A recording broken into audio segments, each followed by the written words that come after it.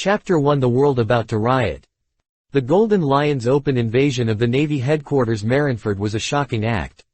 With the spread of people with intentions, the news quickly spread throughout the sea. This news was like a super heavy bomb, which turned the entire sea upside down, shocked countless people, and set off a storm. Joining forces with Kaido the Beast and Big Katakana Middle. Mom Charlotte Katakana Middle. Linlin, they charged into the Marine headquarters in a dignified manner. After destroying most of Marineford and almost sinking the entire Marine headquarters into the sea, they were able to escape unscathed. The strength and arrogance of Flying Admiral Shiki the Golden Lion once again left a deep impression on the world. After this battle, the world once again witnessed the horror of the legendary pirate, the Golden Lion. Especially the actions of joining forces with Big Katakana Middle. Mom and Kaido, which made many older people suddenly remember the battle many years ago. Rocks, a name that has been buried deep in history, once again turned into a shadow that makes people unable to sleep at night, shrouding countless countries and forces. And with the prominent reputation gained from this action, Golden Lion himself also launched a large-scale expansion operation in the New World waters, recruiting soldiers. Countless pirates came here to pay tribute to the strongest pirate in this sea. As a result, the number of members under the Flying Pirates continued to rise in a short period of time. The flying fleet under Golden Lion, which was annihilated by Commodore Rogers Darren of the Navy headquarters, showed signs of reorganization. At the same time, in a certain sea area in the New World, the Whitebeard Pirates' main ship Moby Dick. Dad, something happened. News from the Navy headquarters is out. Holding a freshly baked newspaper dropped by the news bird, Marco jumped down from the mast with a nervous look, and a layer of fine cold sweat oozed from his forehead. That madman, Golden Lion, actually teamed up with Kaido and Big Katakana Middle. Mom to invade the Navy headquarters.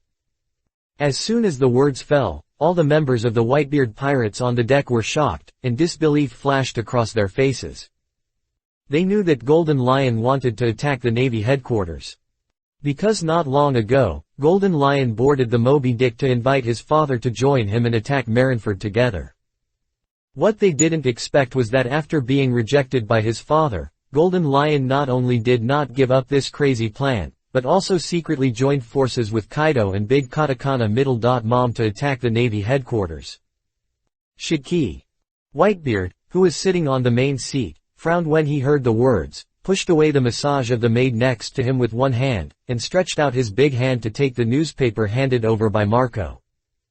The eyes filled with boundless domineering glanced at the newspaper, his face changed slightly, and his pupils shrank slightly.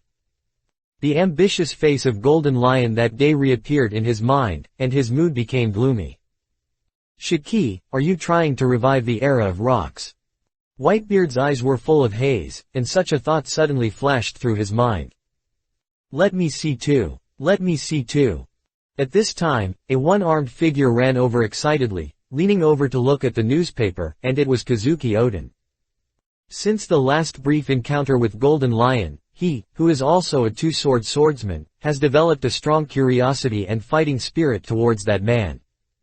Since that day, in the eyes of Marco and others, Kazuki Oden seemed to have returned to the state when he just sailed from Wano country, no longer decadent and no longer drinking. Every day, he practiced swordsmanship with great interest, seeking stronger opponents to hone his strength. A fierce and unparalleled spirit appeared in him again. Marco and others were very pleased with Oden's transformation. They naturally didn't want to see their companions on the ship continue to be depressed. I saw Kazuki Oden looking at the newspaper with shining eyes. Almost sank the entire island into the sea. This is too powerful. Huh.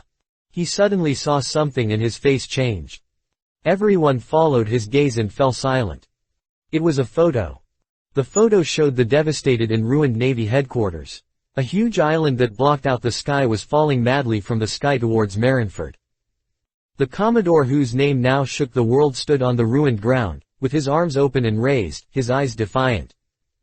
A huge flaming demon sword rose from the ground, piercing through the main structure of the island and the sky. Its sharp sword energy almost jumped out of the newspaper. Yanma. Kazuki Oden's face changed and murmured, and he clearly recognized the familiar sword. He actually, really tamed Yan Mo. He staggered back 2 steps, his eyes full of disbelief. As Yan Mo's previous master, Kazuki Oden could naturally tell Yan Mo's state at a glance. The ghostly flames burning from Yan Mo's sword. That was clearly a feature that would only appear after being completely tamed. This means that Marine has completely left his mark on his sword. Yan Mo has completely recognized that Marine as his master. Even if he takes Yan Mo back, he has to tame it again from scratch before he can use it normally. Thinking of this, Kazuki Oden couldn't help feeling empty in his heart, and his face was stained with an indescribable bitterness. But can he really take Yan Mo back from his hands?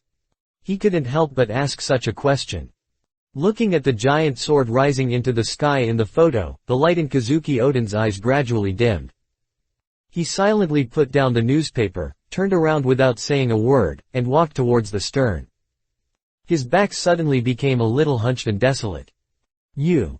Marco opened his mouth to say something, but a big hand gently patted his shoulder. He turned around and saw his father shaking his head at him. Let him calm down. There are some things we can't help him with. Whitebeard looked at Kazuki Oden's back with complicated eyes and sighed deeply. Everyone pursed their lips and fell silent. They knew that what the old man said was right. Some obstacles can only be crossed by one person. Others can't help. Even if they went crazy and rushed to Marineford to kill the Navy and take back Yan Mo, it would be meaningless. Kazuki Oden Tien wants to overcome this hurdle, he can only rely on himself. Whitebeard retracted his gaze from Oden's back and looked at the content in the newspaper again. His face became more and more solemn. This sea will soon be in chaos. The new volume sets sail, asking for all support, thank you. Chapter 2 The Last Voyage. At the same time. The Grand Line. An uninhabited island. A pirate ship with a red hull is docked on the coast, and a skull flag with the Wavebeard logo is hung on the mast. Oro Jackson. Ha ha ha ha. You are really amazing, Shiki. You actually did such an amazing thing. A heroic laugh sounded on the shore, and Roger, holding a newspaper in his hand, laughed with his head raised. The bonfire rose, and the smoke floated into the sky. The people of Roger's pirate group sat around the bonfire, drinking and eating barbecue, chatting excitedly. They actually invaded Marineford. This is something none of us have done before. Captain, why don't we give it a try? It should be fun. Maybe we will be wiped out, ha ha ha ha. They joked with each other, looking unexpectedly relaxed, as if they would risk their lives to fight to the end as long as their captain gave the order. Hey, you guys, that's the headquarters of the Navy. Pluto Rayleigh looked at the eager people with a frown on his face and said unhappily. Tisk. At this time, Douglas Barrett suddenly tore the newspaper in his hand into pieces, and fiercely tore off a piece of golden roasted meat. While chewing hard, he said indignantly. Damn it. Darren, that bastard has become so strong. Others immediately laughed. Barrett, it seems that your cellmate has surpassed you. It doesn't matter, you are still young anyway. Oh no, it seems that the Navy named Darren is not very old, only about 20 years old. Ha ha ha ha. Listening to the ridicule of the crowd, Barrett's face immediately turned red. He swallowed the roasted meat in his hand, stood up suddenly, and stared at Roger with a burning fighting spirit. Captain, I want to challenge you. As soon as the voice fell, a majestic and boundless momentum suddenly burst out from Barrett's strong body, like a vast raging wave, instantly sweeping the entire deserted island. The sky and the earth suddenly changed color, and the originally calm sea surface was stirred up by strong winds and huge waves. If Darren was here, he would probably be surprised to find that Barrett's domineering aura had obviously become stronger than when he was on the Coin Island. Here it comes. Ha ha ha, there's a good show to watch. This is exciting. The expressions of the other people in Roger's pirate group suddenly brightened up, and they looked like they were watching the excitement. They deliberately used words to provoke Barrett, just to make their meal more delicious. Here it comes again. The expressions of the two little broths Shanks and Buggy suddenly collapsed, looked at each other, and retreated behind a huge reef with ease. Rayleigh looked at the fighting Barrett and covered his face in pain. The next moment, Barrett took the lead in launching a strong attack. The moment the power of his feet exploded, it seemed as if the entire island trembled, and a huge deep pit exploded on the ground beneath his feet. His figure shot towards Roger like a cannon. Ha ha ha ha, just in time. A strange red light flashed in the depths of Roger's eyes. With a clang, the peerless sword was unsheathed. Tear it! A bunch of huge black and red lightning suddenly exploded from the sky, tearing the sky. Everyone's expression twitched, and they couldn't help but cover their faces and grin. Then they saw. Barrett flew back at least twice the speed of his outward rush, crashing through more than a dozen towering trees along the way, and then sank deeply into the rock wall of the distant mountain range like a cannonball, exploding a shocking huge pit. After slashing Barrett away with one sword, Roger slowly sheathed his famous sword, turned to look at Rayleigh, and grinned. Rayleigh, since Shaki has taken action, our journey should also begin, right? Looking at Roger's hearty smile, Rayleigh's heart flashed a haze, but he smiled and nodded. Yes. Ha ha ha ha, great. With Rayleigh's consent, Roger smiled like a child who was praised. He raised his arms and waved them in the air, his eyes revealing endless yearning for freedom and dreams. Friends, let's go to sea. He looked up and looked at the endless blue sea. In the far distance, a prosperous town on an island could be vaguely seen. That was the starting point of the East China Sea. Rogue Town. The people of Roger's pirate group immediately cheered. Watching Roger and the others screaming, singing and dancing like a group of children, Rayleigh picked up a pot of liquor and took a sip. He felt that the mellow liquor became extremely bitter at this moment. A hint of sadness flashed in the depths of his eyes. Rayleigh looking at Roger's back. He sighed softly in a voice that only he could hear. Roger, this should be our last voyage, right? One day later. Navy Headquarters, Marineford. A huge warship with a majestic aura slowly sailed into the huge oval naval port. The hull of the warship was covered with dense sword marks, which was shocking and made people's scalps numb. We're here. In the ruined naval port, Zhongguo led hundreds of naval elites and had been waiting here for a long time. The anchor was dropped, and soon a figure with a strong breath and a burly figure walked out of the cabin and appeared at the bow of the warship. Marshal Kong. Zhongguo and the Navy were shocked and raised their hands to salute solemnly. Marshal Kong of the Navy returned the salute and nodded. He didn't wear a shirt, but just casually put on a large marshal's cloak. The naked upper body was wrapped in blood-stained bandages, and the lips were slightly pale, looking a little weak. In the old eyes, the eyes were as sharp and fierce as ever. Kongu Kong quickly glanced at the devastated Navy headquarters in front of him. Countless towns and military fortresses collapsed like ruins, and there were still many places in the distance that were still emitting black smoke. He couldn't help but frown. Although he had already heard the report from Zhongguo in the Den Den Mushi, he was still shocked by the severity and tragedy of the damage to the Navy headquarters when he saw it with his own eyes. Damn Golden Lion. Kongu Kong gritted his teeth and clenched his fists. This is really a heavy loss. A voice with a teasing smile sounded behind him. The voice was very hoarse, like cold and hard steel, and like the cry of a night owl.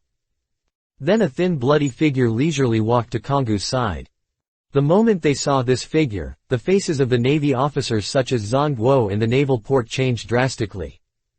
Swish. Hundreds of muskets were raised in unison, and the muzzles were aimed at the thin bloody figure at the same time. The air was filled with murderous intent. The atmosphere on the field was tense. I'm grateful for everything. No more updates today, I'm organizing the outline and ideas of the new volume. Chapter 3 The Lonely Red of Defeat. The murderous aura instantly filled the entire naval port, and the cool sea breeze became cold.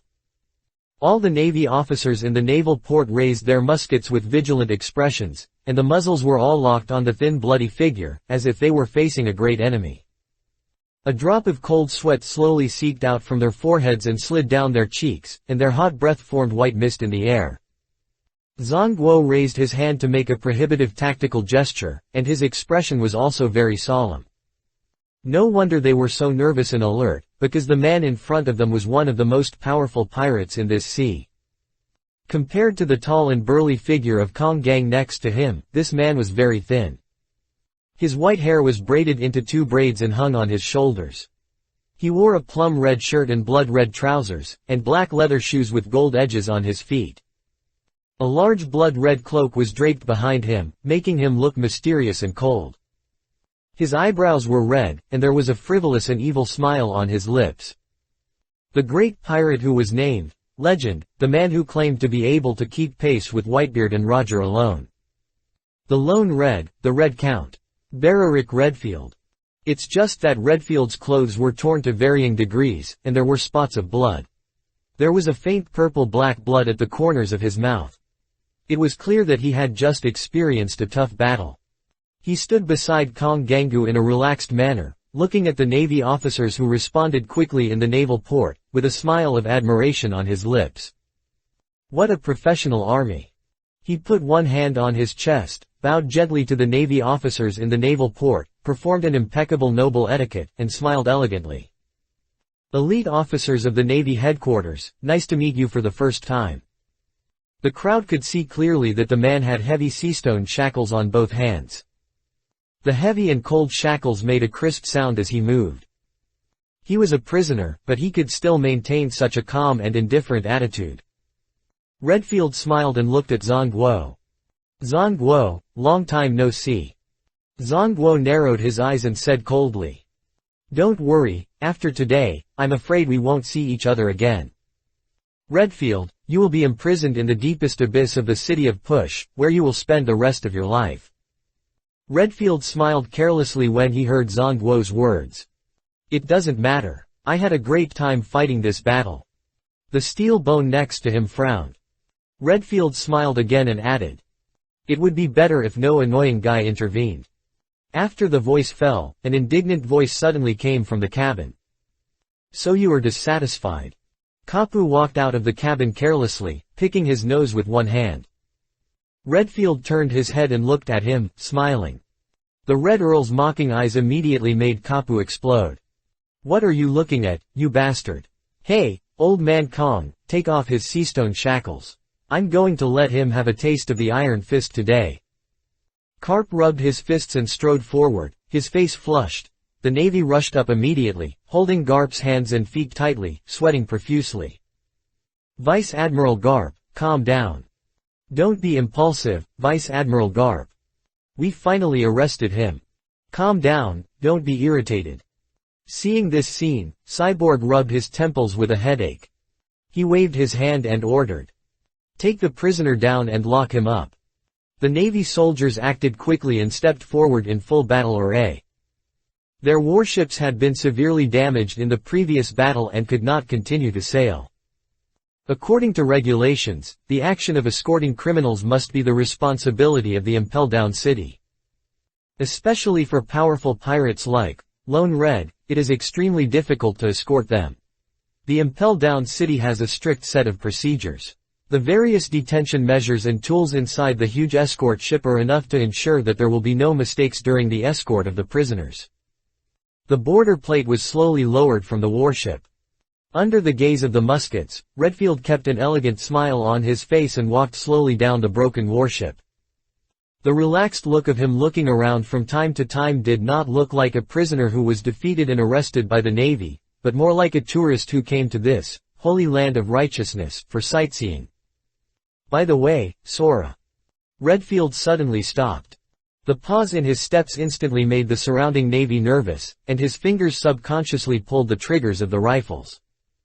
He turned his head and looked at Kong, who was holding his arms across his chest on the warship, and smiled. "Although I know this request is a bit excessive, if possible, I would like to meet the young Navy named Darren, is that okay?" Before Kong could answer, Zhang Guo spoke first and said coldly, "Since you know it is an excessive request, you shouldn't have asked it." Redfield shrugged. "It doesn't hurt to try." He looked towards a certain direction of the Navy headquarters with a meaningful look in his eyes, which was the location of the military hospital. The leader of the new generation of the Navy. Young people who can make Golden Lion, Roger, Whitebeard and others lose face, I am very interested. A haze flashed in Zhang Guo's eyes. "Take him away," he ordered. Several Navy officers stepped forward and held Redfield's shoulders and arms. Redfield. Just then, Kong, who had been silent, suddenly spoke.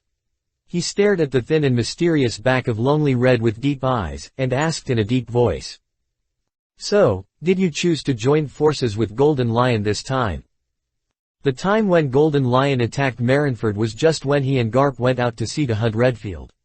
It was hard for Kong to believe that this was just a coincidence. Redfield was silent for a moment, then shook his head. Kong, we have known each other for so many years. With your understanding of me, you shouldn't have this question. He raised his head and looked at the endless sky, and suddenly smiled slightly. I just don't want to play anymore. The scene from a few months ago suddenly appeared in his mind. That earth-shaking battle, and Roger's loud laughter, as heroic as a ghost. All his pride was shattered in front of the ghost's retreating knife. Completely defeated. This era does not belong to me. After saying this, before Kong Gangu recovered, the defeated general, Red Earl, Redfield walked towards the temporary prison of the Navy headquarters in the distance with his head held high. The back was lonely and proud, as if he was not walking towards eternal imprisonment. I ask for everything, thank you very much. Chapter 4. Why are you here? The hazy sunlight gradually spread from the gap between the eyes. Darren opened his eyelids with difficulty. The rotating ceiling fan, the gray walls, the IV bottle hanging beside the bed, and various life detection instruments were emitting faint light. This is the ward. Schwanzun is awake. A familiar voice came from the side. Darren turned his head, and Kaji's ugly face with a sloppy painting style came into view. He crossed his legs, wearing a pair of colorful shorts, revealing his hairy thighs, and a pair of flip-flops on his feet. He was holding a banana in his right hand while talking, and he used his teeth to tear the banana peel awkwardly. His left hand was wrapped in plaster, and the bandage was hanging around his neck. Darren glanced at the unpacked fruit basket on the ground, his mouth twitched, and he said unhappily. You are so rude, this is a fruit basket given to me by someone else, right? You can't finish it anyway. Jaji took a bite of the banana, made a sound of, cut, and pointed to the wall. There, dozens of fruit baskets had been piled up into a small mountain, filling the entire independent high-end ward with the sweet fragrance of fruits. I obviously participated in the battle, and I was also injured, but no one sent me a fruit basket. Jaji chewed the banana, muttered vaguely, and his face was full of resentment. Darren took a look at his messy hair, greasy face and sloppy clothiats's dressing style. For a moment I didn't know where to start complaining. Do you have cigarettes? He shook his head and asked. Hearing this, Jaji fumbled in his pocket with one hand for a while, then took out a box of exquisitely packaged cigars, took one out of it with pain, and handed it to Darren. Darren's eyes twitched. If he guessed correctly, this cigar was probably a gift from someone else. But he was too lazy to argue with Jaji, the bastard. After taking the cigar, he bit it in his mouth, and then looked for a lighter everywhere. Do you have a lighter? Jaji was stunned again. Wait a minute. He fumbled in another pocket, and then more than a dozen lighters fell out of his pocket and slid to the ground. Darren. Jaji. Hey. Jaji picked up a lighter with a smile and handed it to Darren. You are really rude. You are also good at using lighters. Darren rolled his eyes, lit the cigar, and took a deep breath. Feeling the spicy smoke of the cigar rolling in his throat, Darren was much more excited. He struggled to support his heavy body and sat up from the bed, but such a simple action took him a lot of effort. Unprecedented tingling sensations radiated from every muscle in his body, and overwhelming fatigue surged, causing a layer of cold sweat on Darren's forehead in an instant. I almost got into trouble. After checking his physical condition, Darren couldn't help but show a bitterness at the corner of his mouth. It was simply terrible. Excessive overdraw of physical strength, at least 30 bones showed signs of fracture, large-scale muscle tearing and excessive blood loss. Darren couldn't remember how long it had been since he had suffered such a serious injury. It would take at least a week to recover from such a tragic injury. He leaned against the bed and smoked a cigar quietly. After a long rest, Darren asked, Why are you here? Kaji muttered. There are too many wounded in this battle. There are only a few advanced wards, and they are all occupied by you monsters and those with serious injuries. Others can only squeeze into ordinary wards. The one in the same room with me is that gloomy guy Ghost Spider. I can't eat or sleep well just by looking at his face. He was also picky about Ghost Spider's appearance. Darren rubbed his temple speechlessly. Knock knock knock. A gentle knock on the door sounded. Then a burly figure with a bloody bandage strode in. Zephyr glanced at Darren, who had already woken up. A smile appeared on his face, and he asked with concern. Darren, you are awake, how do you feel? Darren smiled and said. I guess I need to rest for a few days, Teacher Zephyr. Zephal looked at Darren for a few times, and then nodded in agreement. Well, although your physique is as strong as a monster, it is better to rest for a few more days and heal the injury thoroughly to avoid any sequelae. These 2 days, he ran to Darren's ward from time to time, and he was very worried about the latter's physical condition. Seeing that the boy was now smoking a cigar vigorously, Zephyr's heart was slowly put down at that moment, and he secretly breathed a sigh of relief. He immediately looked at Kaji, who was sitting with his legs crossed, frowned and said. Kaji, why are you here? Kaji opened his mouth and was about to explain, but Zephyr waved his hand and said. Forget it, don't run to Darren all the time. He is seriously injured and needs to rest. Kaji. At this time, an excited cry suddenly sounded at the door of the ward. Hey, Darren, you finally woke up. Everyone was stunned and turned around, only to see Kuzan, with a bandage on his forehead, limping in, staring at Darren with shining eyes. That move of yours is so cool. You pierced through an island with one knife. Kuzan made an exaggerated pose, with stars in his eyes. When you recover, you must show me again. He paused and looked at Kaji with a puzzled look. Hey, Kaji, why are you here? Kaji.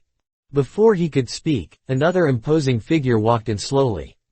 The naked upper body was wrapped in blood-stained bandages, and the whole body was full of blood, giving people a feeling of keeping away from strangers. Awake. Sakaski looked at Darren calmly and said concisely. Well, the condition is okay.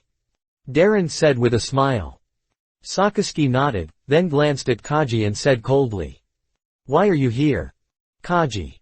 He blushed immediately. Remember to salute when you see your superiors in the future.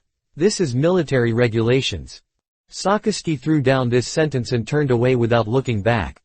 Not long after he stepped out of the ward door, another figure walked in slowly. It seems to be very lively here. The familiar voice was still so annoying. Borsellino was leaning on a crutch, his left foot was in a cast, and he looked at Zephyr and Kuzan with a smile.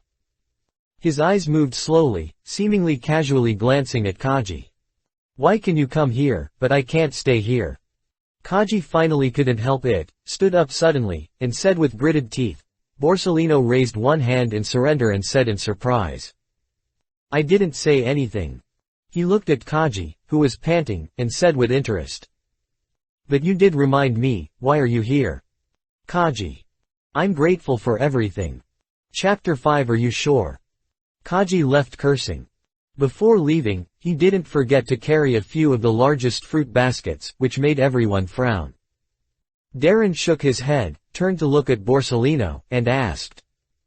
Where is Yan Mo? After he cut the last knife, he lost consciousness directly.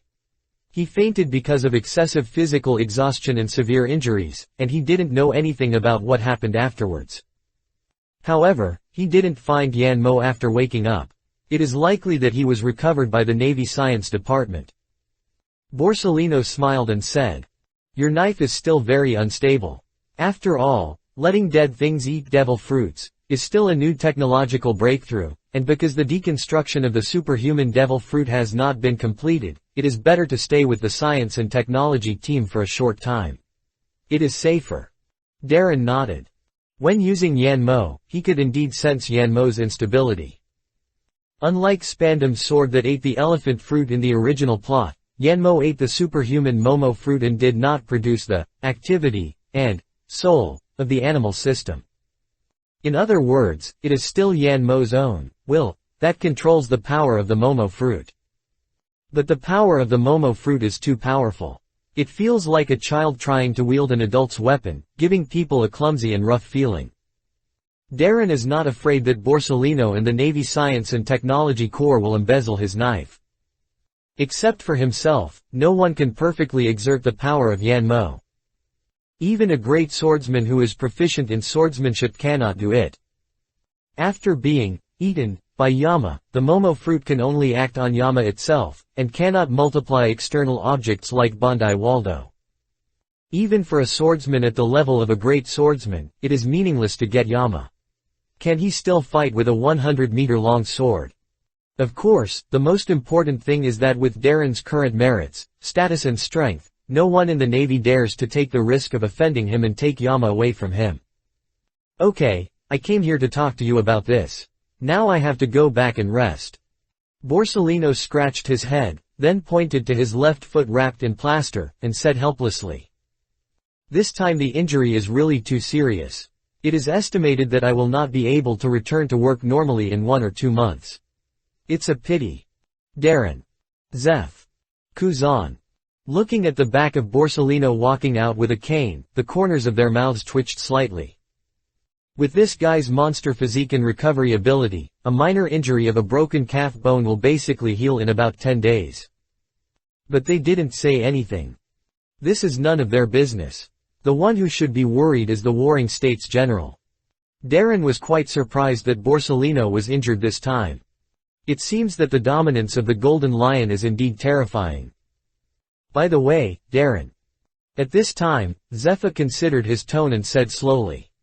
This time, I came here, in addition to seeing your injury, there are a few things I want to discuss with you. Darren smiled and said. Teacher Zepha, you say. Zephyr smiled with satisfaction. Although Darren's style and character are not very good, his work attitude is undoubtedly very positive. The first thing is about Big Katakana Middle. Mom. Zeph looked at Darren seriously and asked tentatively. You and Charlotte Lingling. Impossible. Absolutely impossible. Darren waved his hands righteously and denied it straightforwardly. Are you sure? Zeph looked at Darren's expression with suspicion, as if he wanted to see some clues from the latter's face. Hey, what do you mean by, am I sure? Darren's eyelids twitched. Did I do it? No, did I have any relationship with Charlotte Lingling, that hot, sexy crazy woman? How could I not be sure? Of course I am sure. Facing Zeph's unbelieving eyes, Darren couldn't help but grit his teeth and said, Teacher Zeph, I admit that my reputation in this regard is not very good. It's not as simple as not very good, but extremely bad. I mean, I still have integrity. Darren said with a straight face. Are you sure? Zepha asked again. Darren. Of course I'm sure. He gritted his teeth. Zepha glanced at him, then looked at Kuzan who was sitting next to him with a curious look in his eyes, and suddenly said. Kuzan, go and pour me a cup of coffee. The coffee machine is at the end of the corridor. Kuzan, who was listening attentively, subconsciously said. What coffee, Mr. Zepha? Just drink some water. Zepha's forehead was bulging with veins. He slapped Kuzan on the head and said viciously. Did I ask you to pour coffee? I asked you to get out. Kuzan shrank his head with a grin. Oh. When Kuzan walked out of the ward, Zepha shook his head unhappily. One of his students was more talented than the other, but also more troublesome than the other. Zepha sighed and looked at Darren again. I know the relationship between you and Guillaume. Darren looked stunned and asked in confusion. My relationship with Guillaume? I have nothing to do with Guillaume, Teacher Zepha. Your acting skills are pretty good. Zepha rolled his eyes and pinched his temples and said. Don't forget that Guillaume is my administrator in the training camp. Her changes can't be hidden from me. He often gets distracted while working, his mood fluctuates, and most importantly, the immaturity between his eyebrows gradually turns into maturity. Zepha saw that something was wrong with Guillaume. He is an experienced person. He clearly remembers that his wife was in this state when she was dating him. He is worried about gains and losses, and his mood fluctuates greatly. And the most important point is that Guillaume's mood swings are determined by whether Darren is in the Navy headquarters. Whenever Darren finishes his mission at sea or comes back from the North Sea, when Guillaume comes to work the next day, the spring and joy in the corners of his eyes can't be concealed at all, and Zephyr shakes his head. I didn't dare to believe it at first, but I didn't expect it to be true. You kid actually dared to hit on Guillaume. Zephyr squinted and glanced at Darren. Darren blinked, and suddenly took out a cigar from the gift box next to him, and handed it over with both hands with a smile on his face. Ahem, Mr. Zephyr, you smoke. Zeph. He took the cigar. Darren quickly picked up the lighter to help him light it. What I mean is that the Big Mom incident is not a big deal or a small matter. Zeph smoked and pondered. I know you can't change your character, but I still want to remind you not to do anything too outrageous. Charlotte Linlin is a pirate. Please help me, thank you. Chapter 6 Hearing. You are different now than when you were in the North Sea, brat. You can't do many things like you did in the North Sea. Zeph didn't wear sunglasses as before, so Darren could clearly see the seriousness in his eyes. You are absolutely indispensable to the success of the Navy in defending Marineford this time. After this battle, the military exploits you have accumulated are enough for you to enter the core decision-making level of the headquarters. The generals, the middle and lower level soldiers and even the people of the headquarters all have high expectations of you. If you really mess up with Big Katakana Middle Mom at this time. Zeph's words were a bit obscure, but he believed that with Darren's intelligence and political acumen, the latter would definitely understand. Of course Darren understood. It's just that you worry too much. Am I that kind of person? The terrifying, Meat Mountain, appearance of Big Katakana Middle Mom in the original plot appeared in his mind, and Darren felt a chill and shuddered. He sighed and smiled helplessly. Teacher Zephyr, don't worry, I absolutely can't have anything to do with Big Katakana Middle Mom. Zephyr looked at him suspiciously and said suddenly. I have inquired about it. When you were in the North Sea, you were very interested in mature women. Although Charlotte Lingling is relatively old, her appearance is still outstanding. Cough, cough, cough. Darren coughed violently. Even though he was as thick-skinned as a city wall, he was still a little uncomfortable facing Zeph's serious questioning. I really have no interest in her, Mr. Zephyr. Then why does she want you? That's because she covets my body and wants to have a baby with me. She's cheap. Darren gritted his teeth. Zephard carefully examined Darren's expression, nodded slowly after a while, and said. Well, that's good, I just remind you. In addition, I will pretend that I don't know about Guillaume. Darren secretly breathed a sigh of relief. Zephard continued. In addition to this matter, it's about the graduation of the training camp. According to the practice of previous years, there will be a commemorative graduation ceremony at the end of each officer training camp. At the graduation ceremony, the chief of each training camp will speak on behalf of other students. You are the most worthy candidate for the top spot in this training camp, no doubt about that. Just prepare yourself and give your peers and juniors some encouraging words, which can also be regarded as sharing your thoughts and experiences. At this point, Zephyr didn't know what he remembered, and the corner of his mouth twitched for no reason. Darren noticed this little action keenly and couldn't help Buddha kept asking. Teacher Zephyr, what are you worried about? Zephyr immediately looked like he had eaten shit, and waved his hand vaguely. It's okay, just prepare your speech well. I have confidence in your level. He would never tell Darren how shocking the speeches of the chiefs in the previous two training camps were. Zephyr patted Darren on the shoulder, stood up and walked out of the ward. 10 days passed quickly. During these 10 days, Darren enjoyed a rare paid vacation and finally understood Borsellino's happiness.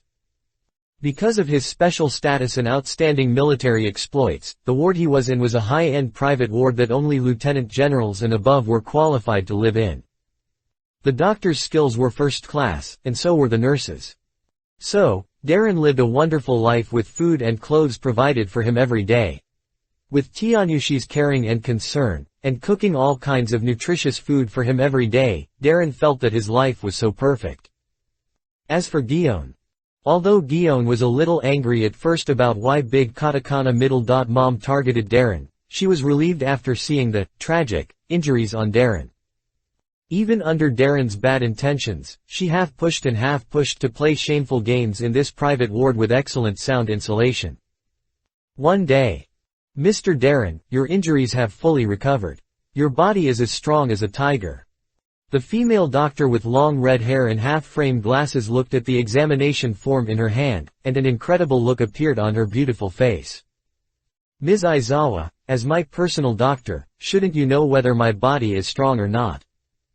Darren, smoking a cigar, looked at the woman in her early 30s in front of him and smiled. The abstinence brought by the identity of a doctor, but the graceful figure that cannot be covered by the white coat, is really pleasing to the eye. Mr. Darren. A blush flashed across Dr. Aizawa's face, but he couldn't help but secretly look at Darren's naked upper body. The sharp muscle lines are full of the attraction of male hormones, and the criss-crossing scars make him look wild. In addition, the outstanding appearance of the man in front of him and the various legendary auras on his body. Just as she was daydreaming, Darren had finished smoking a cigar, fell off the bed, and put on a brand new military uniform under the regretful eyes of the former. After tying the black tie meticulously, Darren, who was dressed, gently held the female doctor's hand. Under the latter's shy gaze, he lowered his head and kissed her white back of the hand, smiling. Then Miss Aizawa, thank you for your care during this time.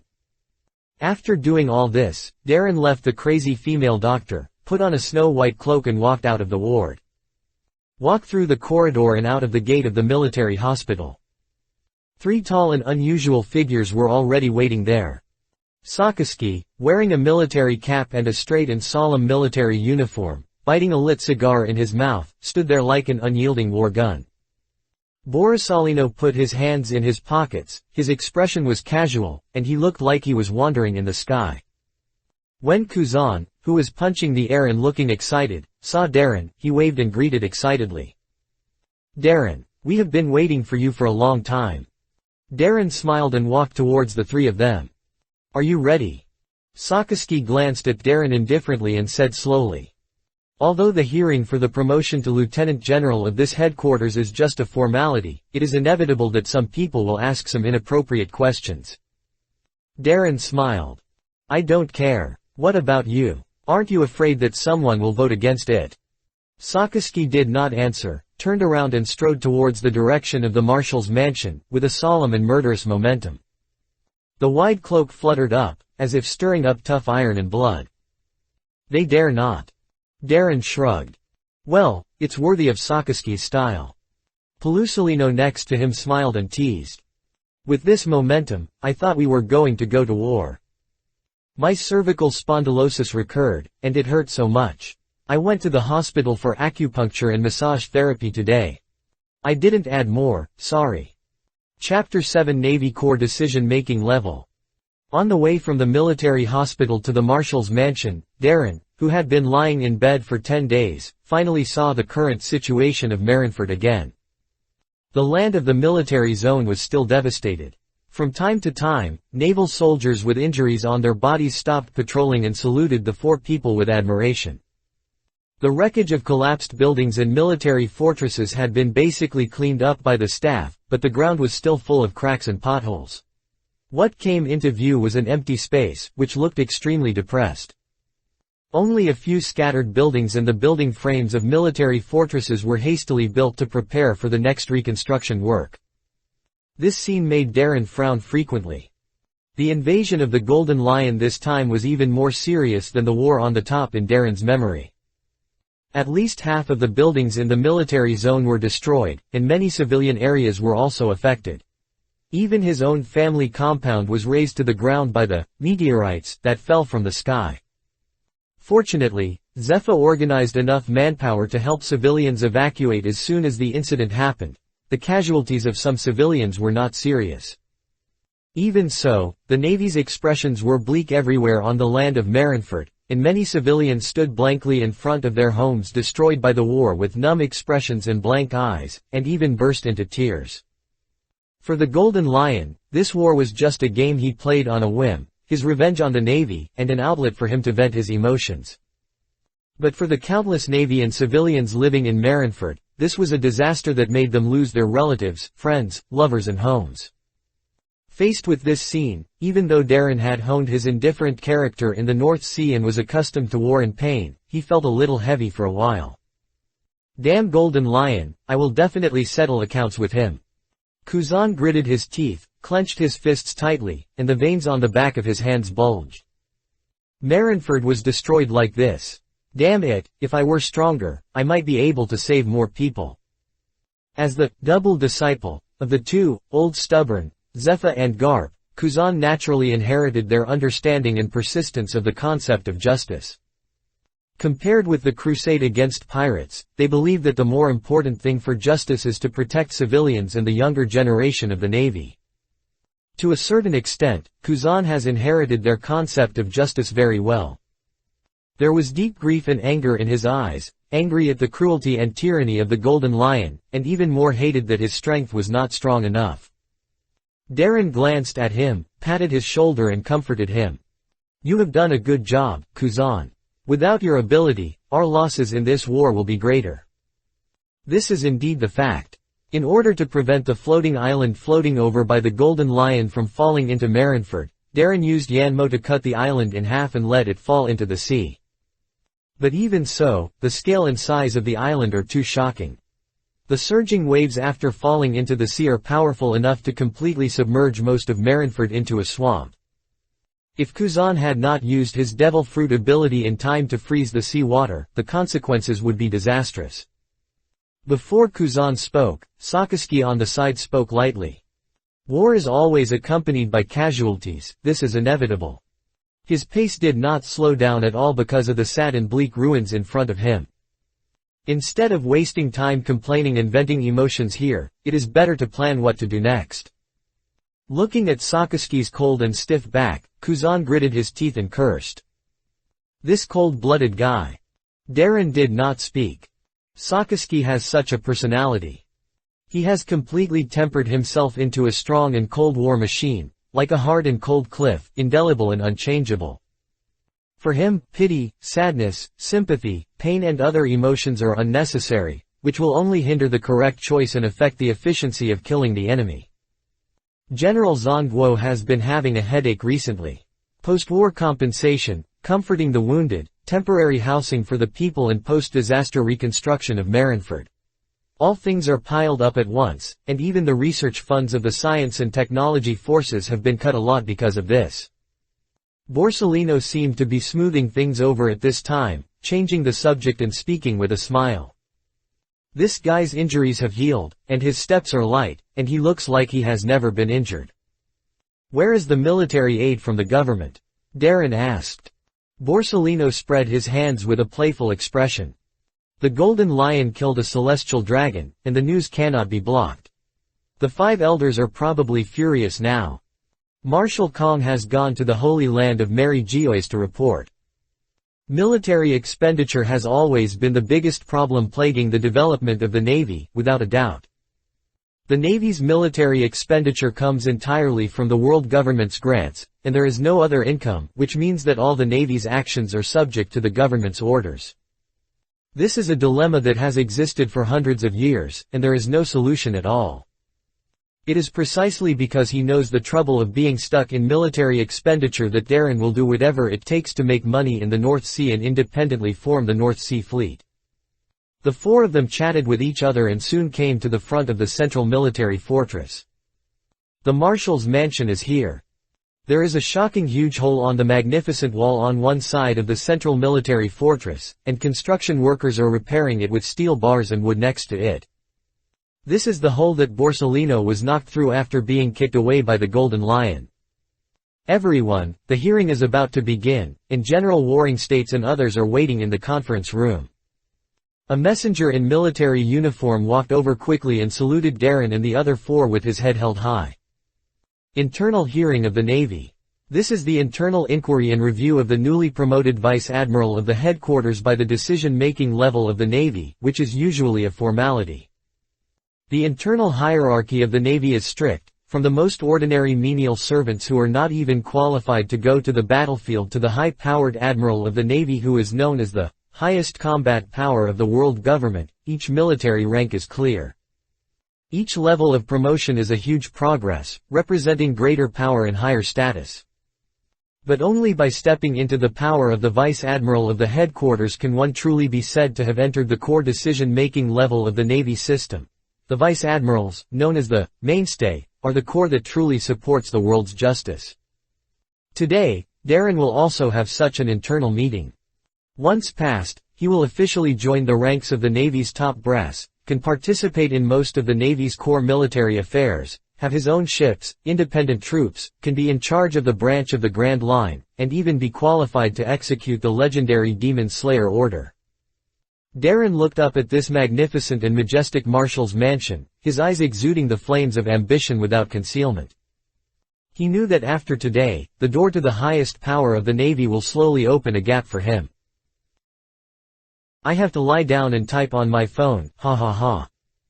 Chapter 8 Tit for Tat. When Darren and the other four walked into the highest conference room of the Marshal's mansion under the leadership of the messenger, they were immediately greeted with dozens of sharp eyes. Except for Admiral Kong Gangu, who went to the Holy Land of Mary Joa to report his work and apply for additional military funds, all the naval officers of the Navy headquarters with the rank of Vice Admiral and above have attended.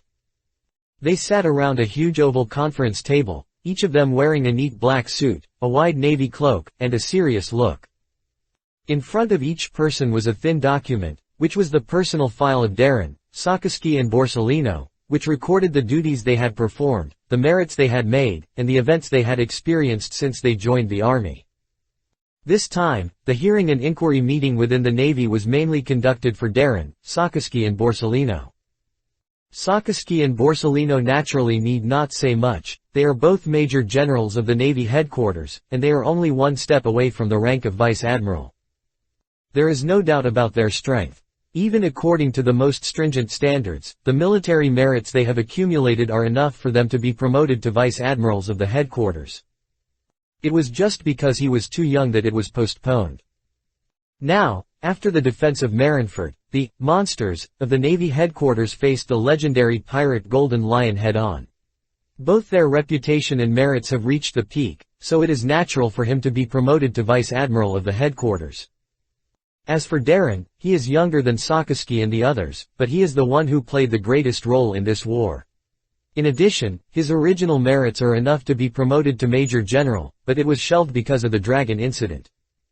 The flag of the world government and the Navy's Seagull of Justice were hung on the walls of the spacious conference room. At first glance, it looked full of majesty and solemnity, with an invisible sense of seriousness and oppression. In addition to a few familiar figures, such as the old subordinates of Mr. Zephyr in the previous battle against Golden Lion, Darren also noticed some unfamiliar figures on the scene, looking at the three of them with scrutiny, arrogance, even questioning and sneering eyes. If I'm not mistaken, these people should be the real power figures of the headquarters inspection department. Such a thought suddenly flashed through Darren's mind, and the corners of his mouth raised an arc of interest. In addition to being the main combat force and the combat force that performs various military tasks, the Navy headquarters also established a civilian administrative department, a military staff department, and a discipline inspection department.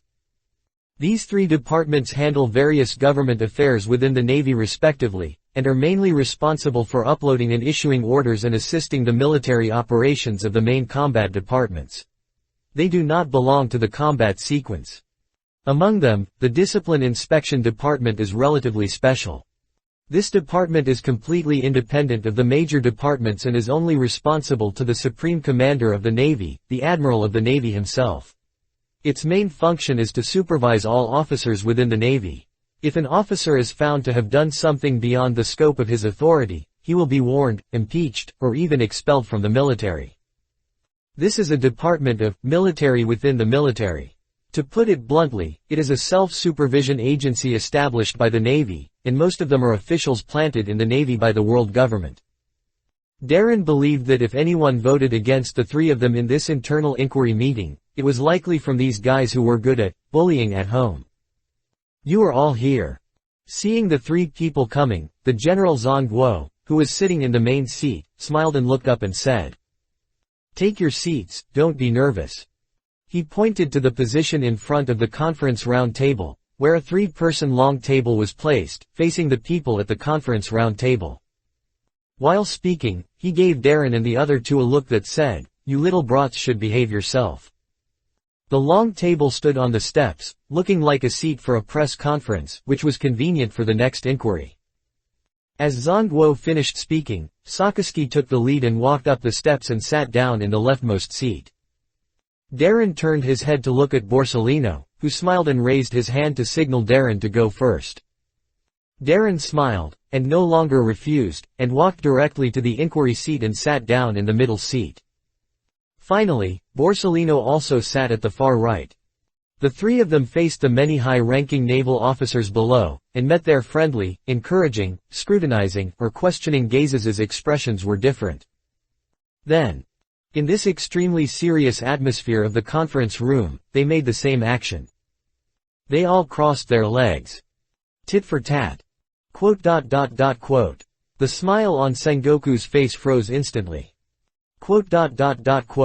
Suru staff officer covered his face in pain. ... Zepha's mouth twitched wildly. Garp took out a bag of senbei with great interest. Kuzan, who was sitting in the audience by the wall, had bright eyes and muttered to himself, "So cool." Seeing the unbridled posture of Darren and the other two, the officials of the Navy Discipline Inspection Department frowned at the same time, and their eyes became unfriendly. These brats are really as arrogant as the rumors say. What a bunch of impolite brats. Did they really think that our inspection department can't control them? The officials of the inspection department looked at each other, and similar thoughts emerged in their minds at the same time. It is true that the three young Navy boys in front of them have excellent talents, but these officials all serve the world government, and they are arrogant. The monster of the Navy does not have much weight to them. Ahem. It seems that the injuries of our heroes who protected Marineford have not been fully recovered. They are probably tired from walking from the military hospital. Zhang Guo forced a smile on his face and forced to smooth things over for the three people. Really? But I feel that I have fully recovered. Borissalino smiled, took off his black round hat, and lit a cigarette for himself. Me too. Darren smiled ostentatiously, lit a cigar without hesitation, and handed one to Sakaski next to him. I can go out to sea to perform missions at any time. Sakaski took the cigar and bit it in his mouth. His hand wearing black leather gloves emitted amazing heat. He lit the cigar and said indifferently. The three sat there puffing smoke, looking down at the naval officers below, and their bodies faintly exuded a terrifying aura. The faces of the officials of the inspectorate froze at the same time, and then turned their heads to look at Zhang Guo and Zepha. Staring angrily. Zhang Guo opened his mouth. Zepha's mouth twitched and turned his head away. Thank you very much. Chapter 9. Any objections? These three bastards. Zhang Guo looked at the three arrogant guys on the seat, his old face flushed red, and his fists clenched. He wanted to explode on the spot and rush to the stage to beat up these three bastards on the ground. This is a serious hearing and inquiry meeting. Although it is normally just a formality, it will also affect their promotion to the process of Vice Admiral of the headquarters. The most important thing is that the headquarters is short of military funds now, and it is the critical time to ask the world government for money. These three bastards have done this, and this group of world government officials will be even more difficult to serve. They are comfortable now, sitting cross-legged and smoking, but I will have to flatter these arrogant officials later. Zhang Guo became more and more angry, and veins bulged on his forehead. He couldn't help but press his chest. But thinking back, these three brats are not inferior to the Golden Lion when they join forces. I guess I can't beat them now, which makes Zhang Guo even more headache. Thinking of this, he subconsciously looked at Zepha, who turned his face away, winked, and winked. Control your students. Zepha rolled his eyes and ignored him. You are the future admiral of the Navy, and I can't control these guys. Single quote. Warring states. Ahem, let's go straight to the questioning session. At this time, Staff Officer Crane pinched his temples, coughed lightly, and took the initiative to speak to break the deadlock. She smiled and looked at the group of officials from the inspection department, explaining.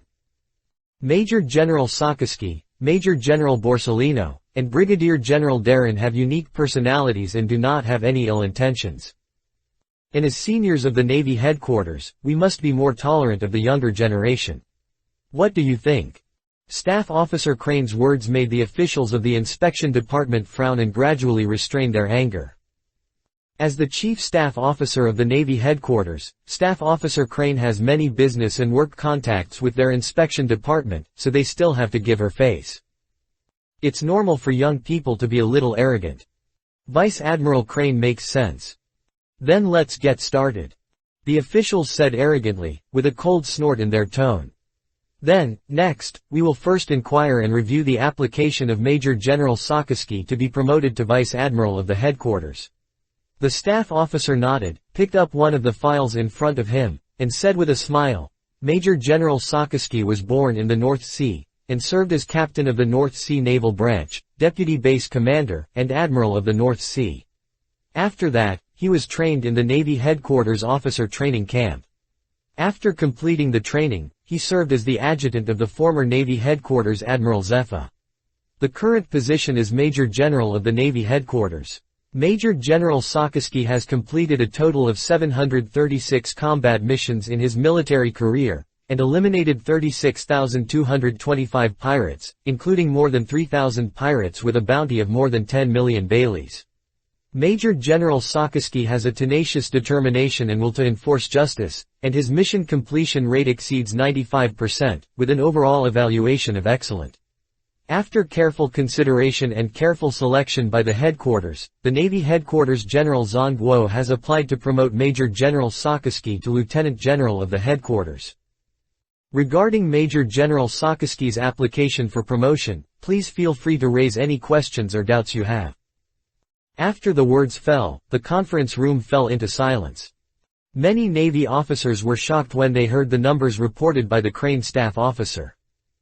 They have carried out more than 700 missions, eliminated more than 30,000 pirates, and completed more than 95% of the missions. Only as Navy commanders, they can deeply understand the meaning behind these terrifying numbers. Monster. Faced with such amazing achievements and resumes, even those arrogant world government officials suddenly fell into a long silence. They looked at the files in their hands, which recorded more specific mission data. The dense numbers seemed to emit a bloody luster at this moment, which made people feel cold. What made them feel scalp numb the most was that every mission description in the file was supplemented with a simple but sharp sentence in the remarks column. Total annihilation. No survivors. In Sakaski's hands, the pirates didn't even have the chance to be sent to the impel-down city for imprisonment.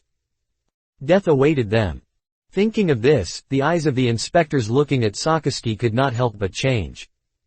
Vigilance, unkindness, and unconcealed fear. This is a madman. Such a thought flashed through the minds of the inspectors at almost the same time. And at this moment, Sakaski at the inquiry seat suddenly spoke. His voice was hoarse and cold, like steel cutting through the earth. So, do you have any opinions on my promotion? Sakaski bit a cigar in his mouth, and pressed his broad hands on the long table. The red light burned 2 palm prints on the marble long table, and wisps of black smoke began to come out of his body. He leaned forward slightly, like a tiger ready to attack, and his cold eyes swept across the fat faces of the officials below. No one dared to look at him. There was complete silence. Zhang Guo sighed, his expression painful, and the corners of his mouth twitched. You are intimidating. At this time, as if he felt that silence was too cowardly and undermined the dignity of the world government, one of the inspectorate officials suddenly gritted his teeth and said, I have a question. Sakaski glanced at him. The gloomy eyes like hell made the official's back sweat. But for the sake of face, he swallowed his saliva and said, A year ago, during the mission of the Bata Kingdom, your action caused the prince of the Bata Kingdom to die on the spot. Afterwards, the members of the CP department concluded based on the on-site investigation that your attack at that time was suspected of deliberately killing the prince of the Bata Kingdom. How do you explain this? Sakaski stared at him expressionlessly, staring at him so hard that he felt scared, and then he smiled grimly. I have no explanation. My mission is to prevent Big Mom Charlotte Lingling from marrying the prince of the Bata Kingdom, and the final result is, because of my actions, their marriage failed. The Badar Kingdom was not included in the territory of the world government by Big Mom, and the old king's death a few months ago made the pro-government prince ascend the throne, and the Badar Kingdom became a member of the world government. This is the best result. As for whether there were casualties during the mission, I don't deny it. He narrowed his eyes and stared at the official with a fierce look. After all, defeating pirates is not a game of playing house. The official was frightened by Sakaski's words, his face turned pale, and he dared not speak again. Then, do you have any objections? Sakaski looked down at the people below again. Everyone was silent. Facing this madman who had killed tens of thousands of people, they no longer dared to say anything against him. If this madman really holds a grudge, I won't be able to sleep well. The voting began. It passed unanimously. Sakaski smiled. He looked at Zhongguo. Zhongguo sighed and thought that he would have to take the blame later. He stood up from his seat and said in a serious voice.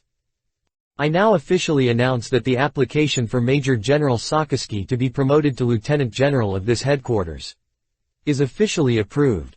Please help me, thank you very much. Chapter 10 The Achievements of the Navy's Technical Forces. Passed unanimously. Such an outcome was somewhat beyond the expectations of Sengoku and Tsuru staff. You know, in this so-called hearing on the promotion of the headquarters vice admiral, normally there will be more or less a few people who vote against it to show fairness and justice. But now it seems that no one dares to mess with a madman like Sakaski. Especially the look he gave to the world government officials below the stage, the murderous intent in his eyes was no joke. So, the next one is about the promotion of Rear Admiral Borsellino. The headquarters vice admiral will review and inquire. If you have any questions, you can ask them directly. Staff Officer Tsuru continued to advance the meeting, looking solemn. She picked up another file. Major General Borsellino was born in Beihai and served in Beihai and the Navy headquarters. He was the first student of the Naval Officer Training Camp. As the chief of the same period, he began to serve as the adjutant of Admiral Sengoku after graduation. In addition, Major General Borsellino is also responsible for leading the work of the Navy's scientific and technological forces, helping the Navy to research a lot of useful technologies and weapons. Major General Borsellino is serious and responsible for his mission. Since he joined the Army, he has carried out 513 missions and arrested 16,309 pirates. As the voice of the Crane staff officer fell, all the naval commanders in the audience cast their eyes on the young man wearing sunglasses, with stubble and a faint smile on his lips. Then the officials of the world government. All frowned. This guy looks too wretched. I don't think he is a navy, but more like a pirate. Why does his smile ask for a beating? Is this the first chief of the Navy training camp? Now it seems that the kid named Sakaski just now is not that annoying anymore. Sakaski still looks like a soldier after all. All kinds of thoughts flashed through their minds, and their eyebrows knitted tighter as they looked at Borsellino, a street kid smoking nonchalantly. The officials of the inspectorate flipped through the files in their hands, and soon the first person raised a question. Major General Borsellino, in the mission records in this file, you didn't kill the pirates in almost every mission, and even let them escape. Why is that? Hearing this, Darren's expression suddenly became a little interesting. Borsellino spread his hands and said helplessly. I have tried my best. After all, the pirates nowadays are more terrifying than each other, as strong as monsters. Officials. Warring States. Zephyr. Garp. Staff Officer Crane. Hey, your answer is too perfunctory. Seeing the Yellow Monkey's reckless attitude, the officials of the world government finally couldn't help but make trouble. They had suffered a lot from Sakaski, and now they urgently needed to regain their face from Borsellino. Major General Borsellino, there are a few questions about the Naval Science and Technology Force you lead that you need to answer.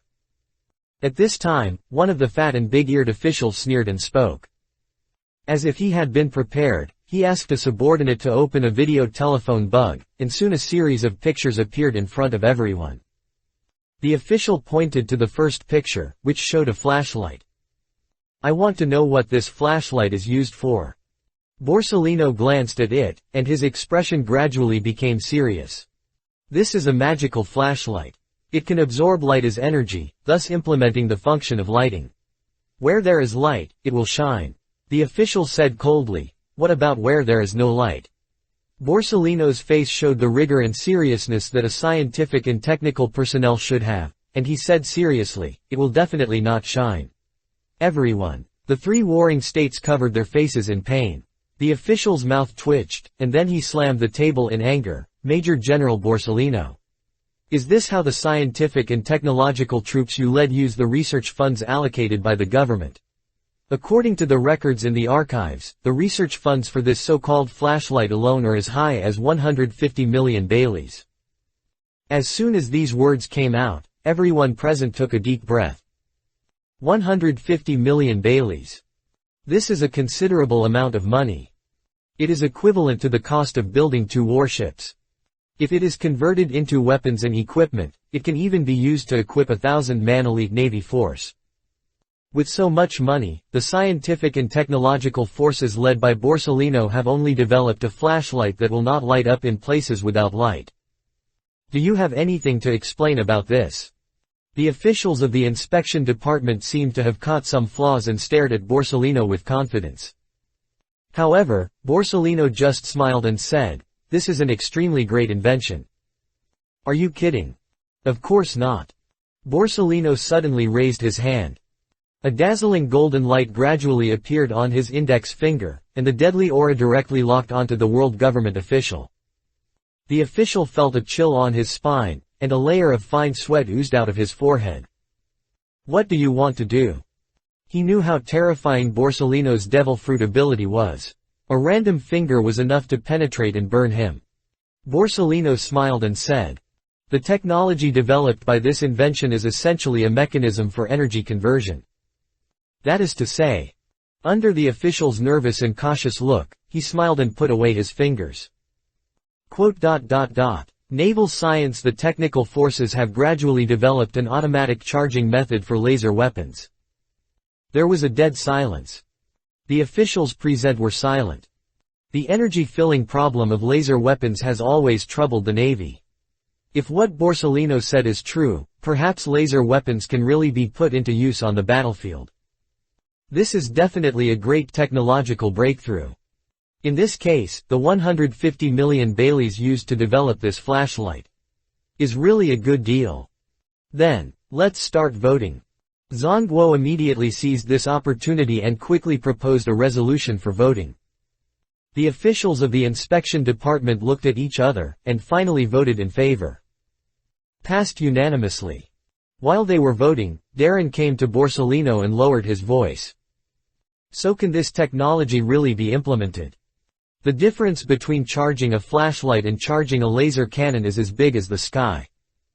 These good-for-nothings from the world government may not understand, but Darren knows the difficulty." A teasing arc appeared on the corner of Borsellino's mouth. "Who knows? Well, it should be 20 years later when the technology is fully mature, and it is estimated that it can be officially put into use." Darren. He raised his thumbs and just wanted to shout a 6. Finally, it's Brigadier General Darren's hearing and questioning. At this time, the meeting came to the last round. As the voice of the Crane staff rang out, everyone in the room suddenly sat up straight. Kuzan, who was sitting at the back of the audience, waved his arms excitedly and shouted, "Come on, Darren. Please give me everything. Thank you very much. Chapter 11. I care about the people." The next agenda is to inquire about the application for promotion of Commodore Rogers Darren of the Navy Headquarters to Vice Admiral of the Headquarters. The staff officer flipped through the files in his hand and slowly explained to the many generals present. Commodore Darren, like the previous 2 major generals, came from the chaotic North Sea. He started from the lowest level of menial marines and was promoted step by step to the position of the highest military commander of the North Sea. Under his command and leadership, the overall size of the North Sea Navy has doubled in just 2 years, and the security environment in the North Sea, which was originally flooded with underworld forces and pirate groups, has been significantly improved. According to the latest assessment, the North Sea is now one of the most stable, peaceful and prosperous seas in the 4 seas and even the Great Channel. The most important point is that during Darren's tenure as the North Sea Admiral, the members of the major North Sea member states publicly expressed their support for his various policies. Commodore Darren has laid a solid foundation and security backing for the long-term development of the North Sea countries, and has achieved an excellent effect in maintaining the government's rule.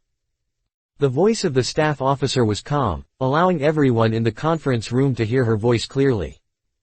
In addition to his excellent governance skills, Commodore Darren is also extremely dazzling in performing naval tasks.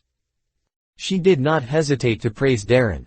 Although she was a little disgusted with Darren's power-hungry and greedy character, since she saw through the relationship between this brat and Guillaume, the staff officer had to speak well of Darren.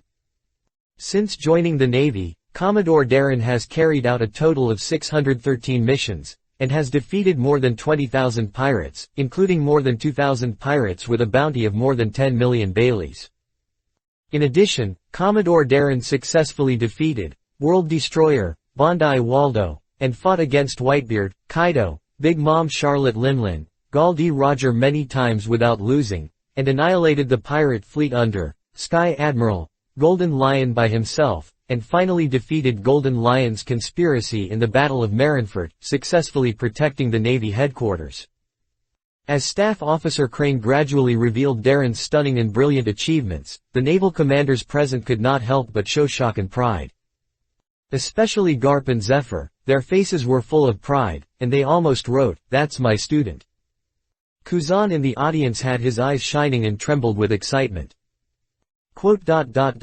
Due to Commodore Darren's great achievements and contributions to the cause of justice, the headquarters specially applied for Commodore Darren to be promoted to Vice Admiral of the Navy headquarters. The staff officer slowly closed the file in his hand and said in a deep voice, "If you have any questions, please feel free to ask them." After the words fell, the group of world government officials from the inspectorate looked at each other, and for a moment they could not find any faults. Governance ability, political skills, strength and talent, wisdom and strategy. No matter which aspect, Darren is infinitely close to perfection, and there is no flaw at all. He has the toughness and coldness of Sakaski, and the smoothness and sophistication of Borsellino. "I have a question." Suddenly, a world government official spoke. He raised a mocking smile at the corner of his mouth, staring at Darren jokingly, with a look of certainty. "Commodore Darren, according to relevant intelligence, as a Navy, you have served in the North Sea and have worked with multiple countries. The royal consorts, princesses and noble ladies of the family have maintained improper relationships with men and women, so that they are called scum of the Navy, which has seriously affected the influence of the Navy. Do you have anything to explain about this? Here it comes." Hearing this question, Sengoku, Suru staff officer and Zephyr all felt depressed. They had long guessed that these bastards from the inspection department would definitely hold on to Darren's discipline and disciplinary issues. Before Darren could speak, Sengoku took the lead and said anxiously, "About Commodore Darren's personal lifestyle issues should not be included in the discussion of this meeting, and this does not affect his mission as a Navy." General Sengoku, according to the agenda of the hearing, Commodore Darren needs to answer all questions in person. The official interrupted Zongguo with a sneer. "These bastards." Zongguo gritted his teeth and cursed in his heart. These guys talked about the agenda, and he couldn't say anything else. He could only pray that Darren, this stinky boy, could fool them. "Commodore Darren." The officials of the inspection department looked at Darren at the inquiry seat with a smile. A smile suddenly appeared on Darren's lips. "I don't think there is anything worth explaining." He raised his head and said righteously, "As the Supreme Commander of the North Sea Navy, I must do my best to pay attention to the personal needs of the people. This is caring for the people, and it is my duty as a Navy." Caring for the people. Zongguo was dumbfounded. Zephyr was confused. Garp stopped eating senbei, and 2 lines of snot flowed from his nostrils. The naval generals in the audience were even more stunned. The faces of the officials of the world government suddenly turned red, and they were obviously very angry. Caring for the people is a good thing. But you are asked to care for the people, but you are not asked to care for them in bed. The most important thing is, I haven't seen you care for men. It's really shameless. Such shameless words, but he said them so righteously. The officials of the world government think that they have been immersed in politics for many years and have seen all kinds of scum, rogues and scum. What kind of scene have they not seen? This scene has really never been seen. Commodore Darren, this is a serious hearing meeting. The official who asked the question glared and slammed the table. Darren spread his hands. I am answering your question seriously, but you didn't take it seriously.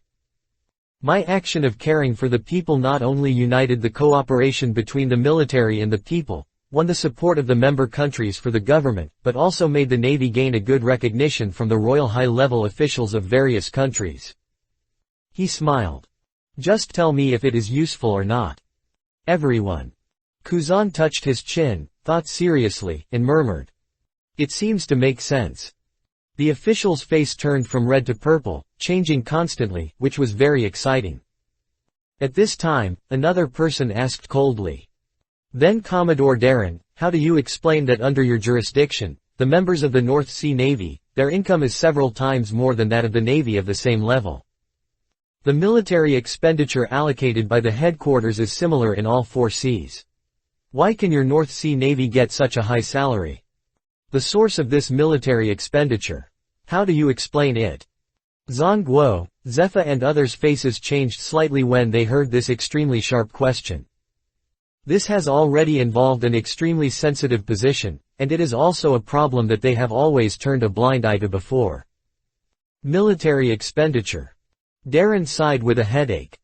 How can I explain this? The situation in the North Sea is chaotic and the policies are different. Under special circumstances, the casualties of the North Sea Navy have always been much higher than those in other sea areas, so I think that in high-risk situations, it is reasonable for soldiers to get higher benefits. Otherwise, relying only on the meager salary allocated by the headquarters, do you want people to work for you? Well, I am caring for my subordinates. Warring States. Zepha. Crane. Garp laughed. I'll be grateful for everything. Chapter 12 I'm a good Navy. Hearing Darren's words, Warring States' eyes twitched uncontrollably and he clenched his fist subconsciously. Hey, brat, just answer the questions properly, can you please stop dragging me down? What a meager salary.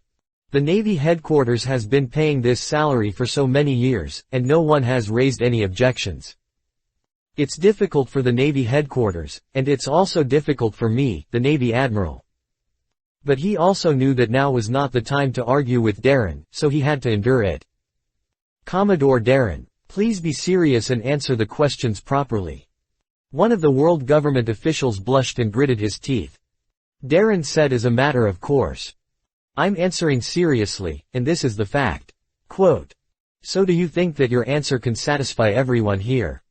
The world government official said angrily. Besides that, how do you explain the abnormal deaths of many Tianlong people in the North Sea? He seemed to have found a huge flaw and stared at Darren. Darren's face showed deep sorrow, and he said in a heavy tone. I personally express deep regret and grief for the misfortune of the world nobles. But the cause of the death of the celestial dragons has been clearly investigated. I don't need to explain this, right? At this time, another official wearing gold-rimmed glasses stood up suddenly, raised a document in his hand, and sneered. We also found that you have a huge amount of wealth that is completely inconsistent with your position and power. How do you explain this? If you can't give a reasonable explanation for this problem, we are very likely to believe that you have accepted bribes. Darren nodded and said with deep conviction. I can fully understand your concerns. The man laughed arrogantly. So, how do you explain it? Before Darren could speak, a rapid call of Den Den Mushi suddenly came from his arms. The official frowned and cut off the Den Den Mushi communication directly. But the next second, the Den Den Mushi rang again. The official impatiently took out the Den Den Mushi, and when he saw the communication signal on it, his eyes narrowed. "Mr. Zhongguo, let's suspend the meeting for a minute." He looked at Zhongguo and said. Zhongguo was stunned and looked at him with some confusion. Such a serious meeting, and at such a critical moment, he actually said to suspend it. It's really strange. But Zhongguo also wanted to buy some time for Darren, so he smiled and nodded. Of course, no problem.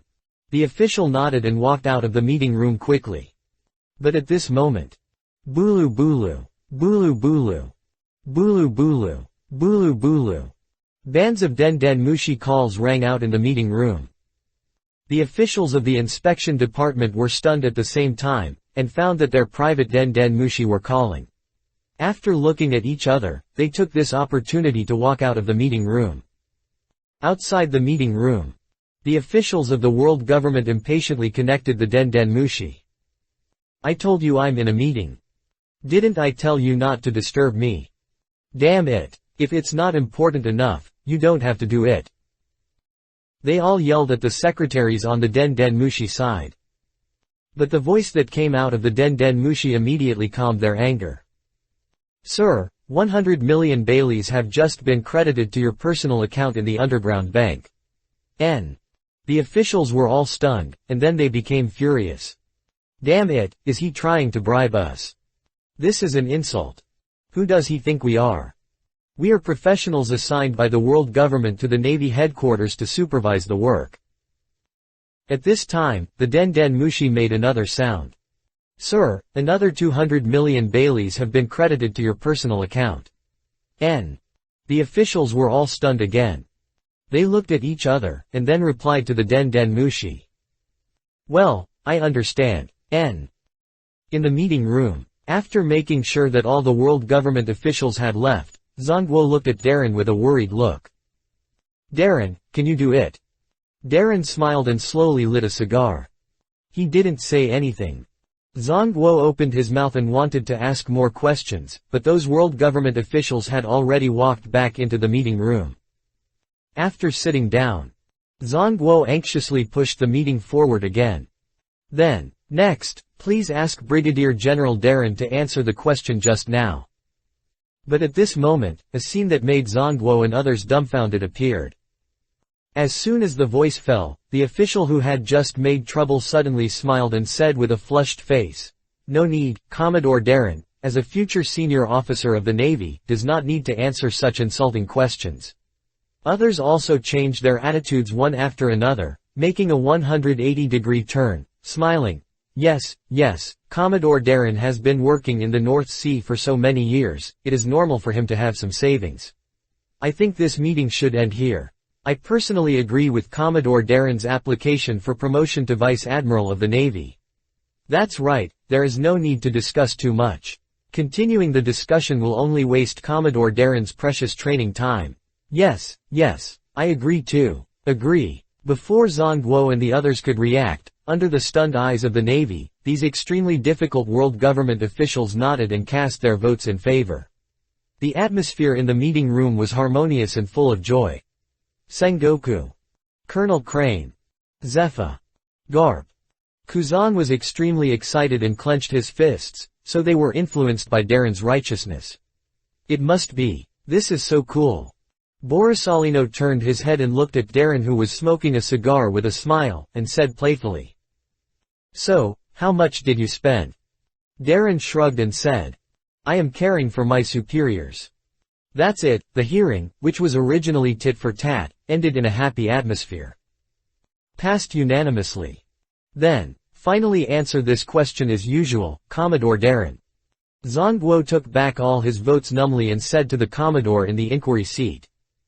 Hearing this question, Rogers Darren, the former highest military commander of the North Sea, the chief of the officer training camp, and the soon-to-be promoted lieutenant general of the headquarters, bit his cigar and smiled frankly. I smoke, drink, greedy, lustful, fight for power, deceive my superiors and subordinates, and do all kinds of evil. As Zhongguo and his friends' faces became increasingly dark, Darren grinned. But I think I am a good Navy. Make up for the chapter I owed yesterday, ask for everything, thank you. Chapter 13. This is a warning. North Sea. Lubeck Island, the lobby of the Don Quixote family residence. The marble dome with intricate carvings cast a dim and cold light. A cigar was burning on the coffee table, and the white smoke outlined a disillusioned shape in the sun. So, is this enough? Doflamingo put down the Den Den Mushi in his hand, looked up at the man sitting straight in front of him, and said lightly. The flying squirrel in a navy coat nodded and smiled. That's enough. Doflamingo raised a sneer of contempt at the corner of his mouth, and a strange cold light flashed under his sunglasses.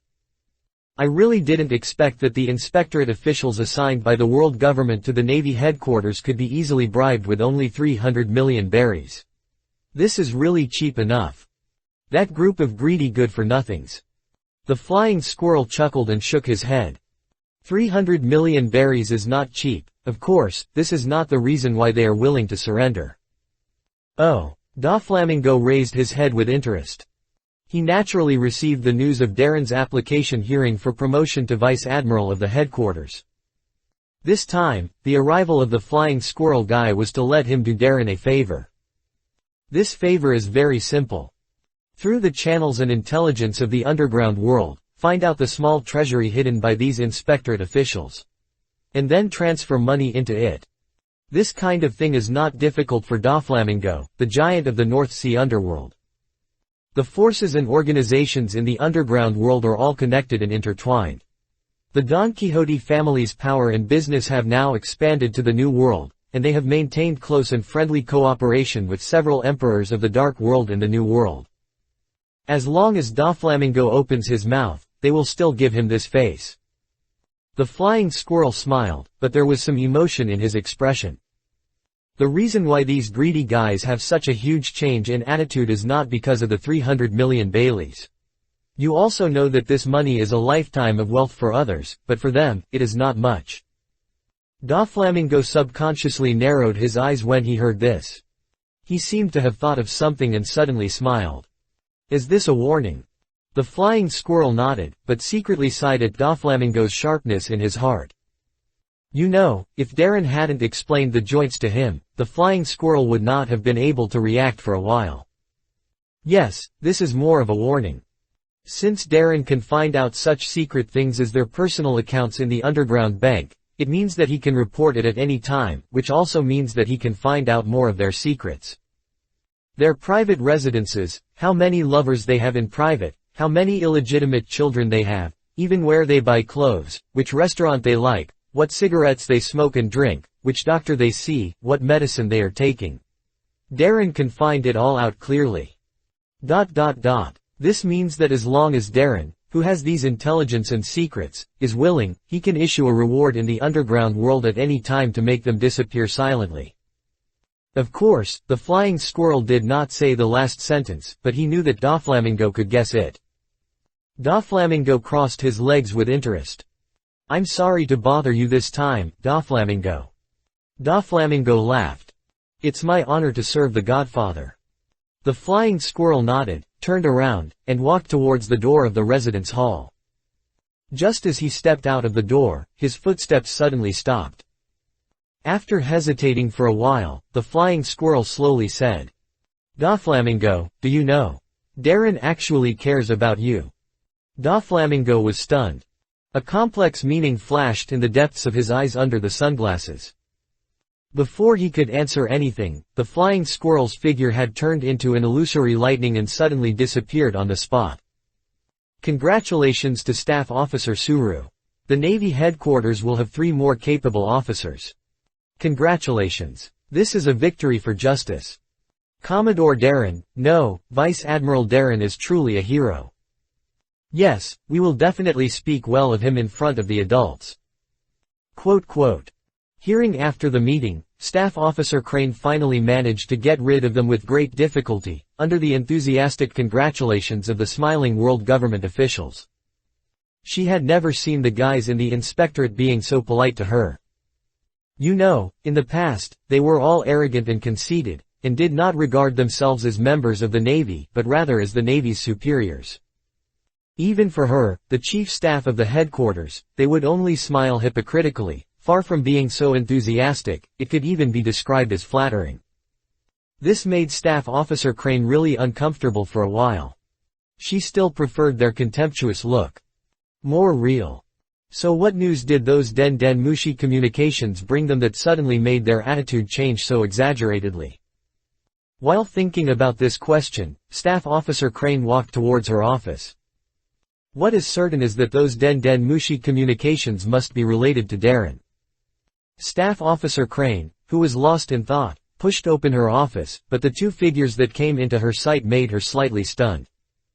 Gion, Kaji. A gentle smile appeared on her face. Staff Officer Crane looked at Gion and Kaji, who had been waiting here for a long time, and asked curiously. "Why are you here?" Gion pursed his lips, looking a little worried, and did not speak immediately. Kaji next to him asked impatiently. "Staff Officer Crane, so how was the hearing? Did it pass?" Looking at the two peoples equally, expecting eyes, Staff Officer Crane laughed and nodded. "Passed." After the voice fell, Gion's cold eyes flashed with an unconcealable joy, and he secretly clenched his fists. "Damn it!" Kaji next to him wailed indignantly, gritting his teeth. "That bastard Darren actually passed this. What on earth are those guys in the inspectorate doing?" Staff Officer Crane. "Well, it turns out that you two are not expecting the same thing." She shook her head unhappily, sat down in her seat, and brewed a pot of tea. "Tell me, you two guys came here for more than just this matter, right?" Gion pondered for a second, and a firm look appeared on his face. "Sister Suru, I have made up my mind." Staff Officer Suru was stunned. She met Gion's eyes, paused for a second, and then looked at Kaji. "Kaji, you too." Kaji waved his fist fiercely and gritted his teeth. "That's right. I have been keeping a low profile for too long. If I keep a low profile, all the limelight will be taken away by Darren. I beg for everything, and I am grateful." Chapter 14 Two Devil Fruits. "Is that so?" Staff Officer Suru looked at Gion and Kaji, who were looking at him with burning eyes, and a relieved smile gradually appeared on his face. Is it because he saw Darren progressing too fast? Is he worried that he can't catch up with him? She suddenly understood why Zephyr had to implement the seat ranking system in the training camp. It was so that even in the golden generation with many talents, these talented and positive young people had a figure worth following and working hard for. This is the meaning of the chief. I understand. Staff Officer Suru found a key from a drawer nearby, then walked to a safe in the corner of the office and used the key to open the outer layer of the safe. Enter the password. Soon she took out two exquisite small wooden boxes from the safe and carefully placed them on the coffee table. Under the expectant eyes of Gion and Cake, Staff Officer Suru slowly opened the two wooden boxes. Each of them contained a devil fruit that exuded a vigorous and mysterious breath of life. The devil fruit on the left was snow white, shaped like a peach, and crystal clear. The devil fruit on the right was in the shape of a banana, with dark brown scale-like patterns on the surface. The two devil fruits were placed there quietly, giving people a feeling of incomparable power. Gion and Cake were immediately attracted by the two devil fruits and could not look away. I believe you are very clear about the advantages and disadvantages of devil fruits without my explanation. Staff Officer Suru said with a smile. Gion and Cake nodded at the same time. The same person cannot eat two devil fruits. After eating the devil fruit, they will become landlubbers and become beings cursed by the sea. Staff Officer Suru prepared these two devil fruits for them 2 years ago. It was just that they all agreed that their foundation was not solid enough at that time, so they did not choose to eat the devil fruit and become a capable person at that time. But now it is different. After various experiences in the past 2 years and the teachings received in the training camp, they have already been reborn and are no longer the two self-righteous rookies back then. Now they can master both the Navy 6 styles and hockey proficiently, and it is the stage where they can maximize the use of devil fruits to improve their strength. Coupled with the sudden outbreak of the Marineford Defense War, Gion and Cake both felt an unprecedented sense of oppression and insecurity, and they also fully realized how far they were from the top combat power in this ocean. They deeply realized that if they didn't work harder, they might never have a chance to catch up with that guy in this life. After making the decision, they no longer hesitated. Gion took the lead and took the snow-white devil fruit gently, tore off a little of the skin, and put it in his mouth. Her eyebrows frowned instantly, and her expression was stiff. Seeing Gion's actions, Kaji, who had been impatient, laughed out loud. He strode forward aggressively, rolled up his sleeves, and 2 lines of hot air spurted out of his nostrils. He stared at the devil fruit covered with scales, and arrogantly smiled. "Little baby, you have been waiting for me for a long time. As long as I wait for you to eat you, Darren will not be able to continue to be so arrogant.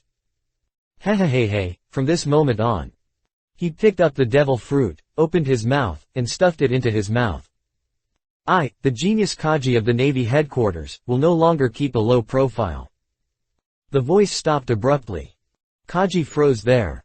His face turned pale from the redness of excitement, and then a poisonous purple spread from his neck, instantly covering his entire face. Gurgle. His throat rolled. He swallowed it. Cough, cough, cough. Kaji bent over and coughed violently, tears and snot rushed out, and he cried out. "This is just like eating shit." Then he noticed that the eyes of Gion and Suru, the staff officers next to him, gradually became strange when they looked at him. A few days later. Navy headquarters, abandoned port. Bang bang bang bang. The heavy muffled sound of fists hitting warships continued to sound, exploding circles of air waves. 2 tall figures stood in front of an abandoned warship, punching the huge warship in front of them with their physical strength. Beads of sweat slid down their foreheads, their breath became disordered, but their eyes were still focused. "Ha ha ha, Darren, I'm about to catch up with you." Kuzan punched a hole in the huge warship, sawdust flew, and an excited smile appeared on his face. Darren, who was concentrating, seemed not to hear what this guy said. Everything around him seemed to disappear in front of his eyes, and the only target was the warship sandbag in front of him. Not far away. Under a parasol. Carp, wearing a loose floral shirt and big shorts, lay leisurely on a beach chair, twisting a pack of open senbei in his hand and eating it with a crunch. "I say, Carp, you are too irresponsible, are you just watching like this?" A helpless voice sounded behind him. With his arms crossed, Zephyr walked to Garp's side and said something unhappily. Garp laughed carelessly. "You don't understand, this is the unique secret of my teaching." Unique secret. Zephyr glanced at Garp with a suspicious look on his face, as if he was half believing. He suddenly remembered the previous battle on Coin Island. According to Zhang Guo's retelling, Darren had taken a direct blow from the Golden Lion in that battle. In that move, Darren performed a punch similar to Garp's. Although he was severely injured by the Golden Lion's sword in the end, it was enough to prove that Darren did master some of the charm of Garp's boxing. Could it be that this guy Garp really has some unique teaching skills? "Ha ha ha, that's right," Garp said proudly. "Tell me about it." Zephyr immediately became interested. As a retired man, he had no great interest in military affairs. His interest in life was to train an excellent young generation for the Navy. If Garp has any special teaching methods, he would naturally want to learn them. Garp glanced at him, and then said mysteriously. "It's actually very simple. That is to let them feel it for themselves." Feel it for themselves. Zeph frowned and fell into deep thought. But he soon realized it. Isn't this, beat them up and let them feel it for themselves? Several black lines floated on Zeph's forehead. I really shouldn't have believed this guy. He glared at Garp fiercely. At this time, Darren and Kuzan also finished their training and came over wiping their sweat. Ha ha ha, Teacher Zepha, you're here. Kuzan said a little embarrassedly. Darren nodded to Zepha. Teacher Zepha. Zepha smiled. It seems that you have made good progress in your practice recently. He patted Kuzan's shoulder and said to Darren. Darren boy, I came here this time to ask you about tomorrow's training camp graduation ceremony. How are you preparing? Tomorrow's graduation speech. A hint of a smile appeared at the corner of Darren's mouth. I've been ready for a long time, Teacher Zepha. Zepha was stunned. I don't know if it's an illusion, but when he saw the smile on Darren's mouth, he always felt that something was wrong. I always have a bad premonition. I'll be grateful for everything. Chapter 15 Rest and Recuperation, Steady Progress. The next day, early morning. Warm sunlight shines in from the huge floor-to-ceiling glass windows of the Marshal's mansion that overlook the oval naval port, but the atmosphere in the spacious Marshal's office is particularly solemn. Marshal Kong of the Navy headquarters looks exhausted, and his usually hard and resolute face is inevitably a little tired due to the fatigue of the journey. Zhang Guo and Staff Officer Crane looked at the old man in front of them with expectation, stirring their hands a little uneasily, quietly waiting for Kong Kong, who had just returned from the holy land of Marihoa, to give an ideal answer. So, Marshal Kong. Kong Kong took out a handkerchief to wipe the sweat from his face, lit a cigar for himself, took a deep puff, and then looked up at Zhang Guo and the other person in front of him. A smile gradually appeared on his tired face. Although the process was not easy, the government finally approved it. Great. Zhang Guo clenched his fists excitedly, punched hard, and couldn't help shouting out. It was only when he was facing Steel Bone Sora in private that he, the admiral who was serious, wise and calm in front of outsiders, would reveal such a childish side. Staff Officer Crane beside him couldn't help laughing and breathed a sigh of relief. They knew very well that this time Marshal Sora went to the holy land of Marihoa. In addition to reporting work, he also had an important itinerary. That was to apply for funding from the world government to support the reconstruction of the Marine headquarters in Marineford, as well as the post-war treatment of the wounded and the pensions for the dead. The Golden Lion's rampant invasion of the Marine headquarters this time caused more than just the destruction of buildings and facilities. Countless people's homes were destroyed and displaced, and many people directly lost their precious lives under the influence of the war. In front of the top combat power on this sea, the power that could destroy the world, the lives of ordinary people were as humble as ants and had no power to resist. In addition, facing the army of soul monsters summoned by Big Mom Charlotte Linlin, the soldiers of the Marine headquarters also suffered heavy casualties. According to incomplete statistics, at least 50,000 civilians died in the Battle of Marineford, more than 15,000 Navy officers were killed, and countless wounded were injured. In the past few days, Sengoku and Suru had been so worried about post-war compensation and reconstruction that they had hardly slept.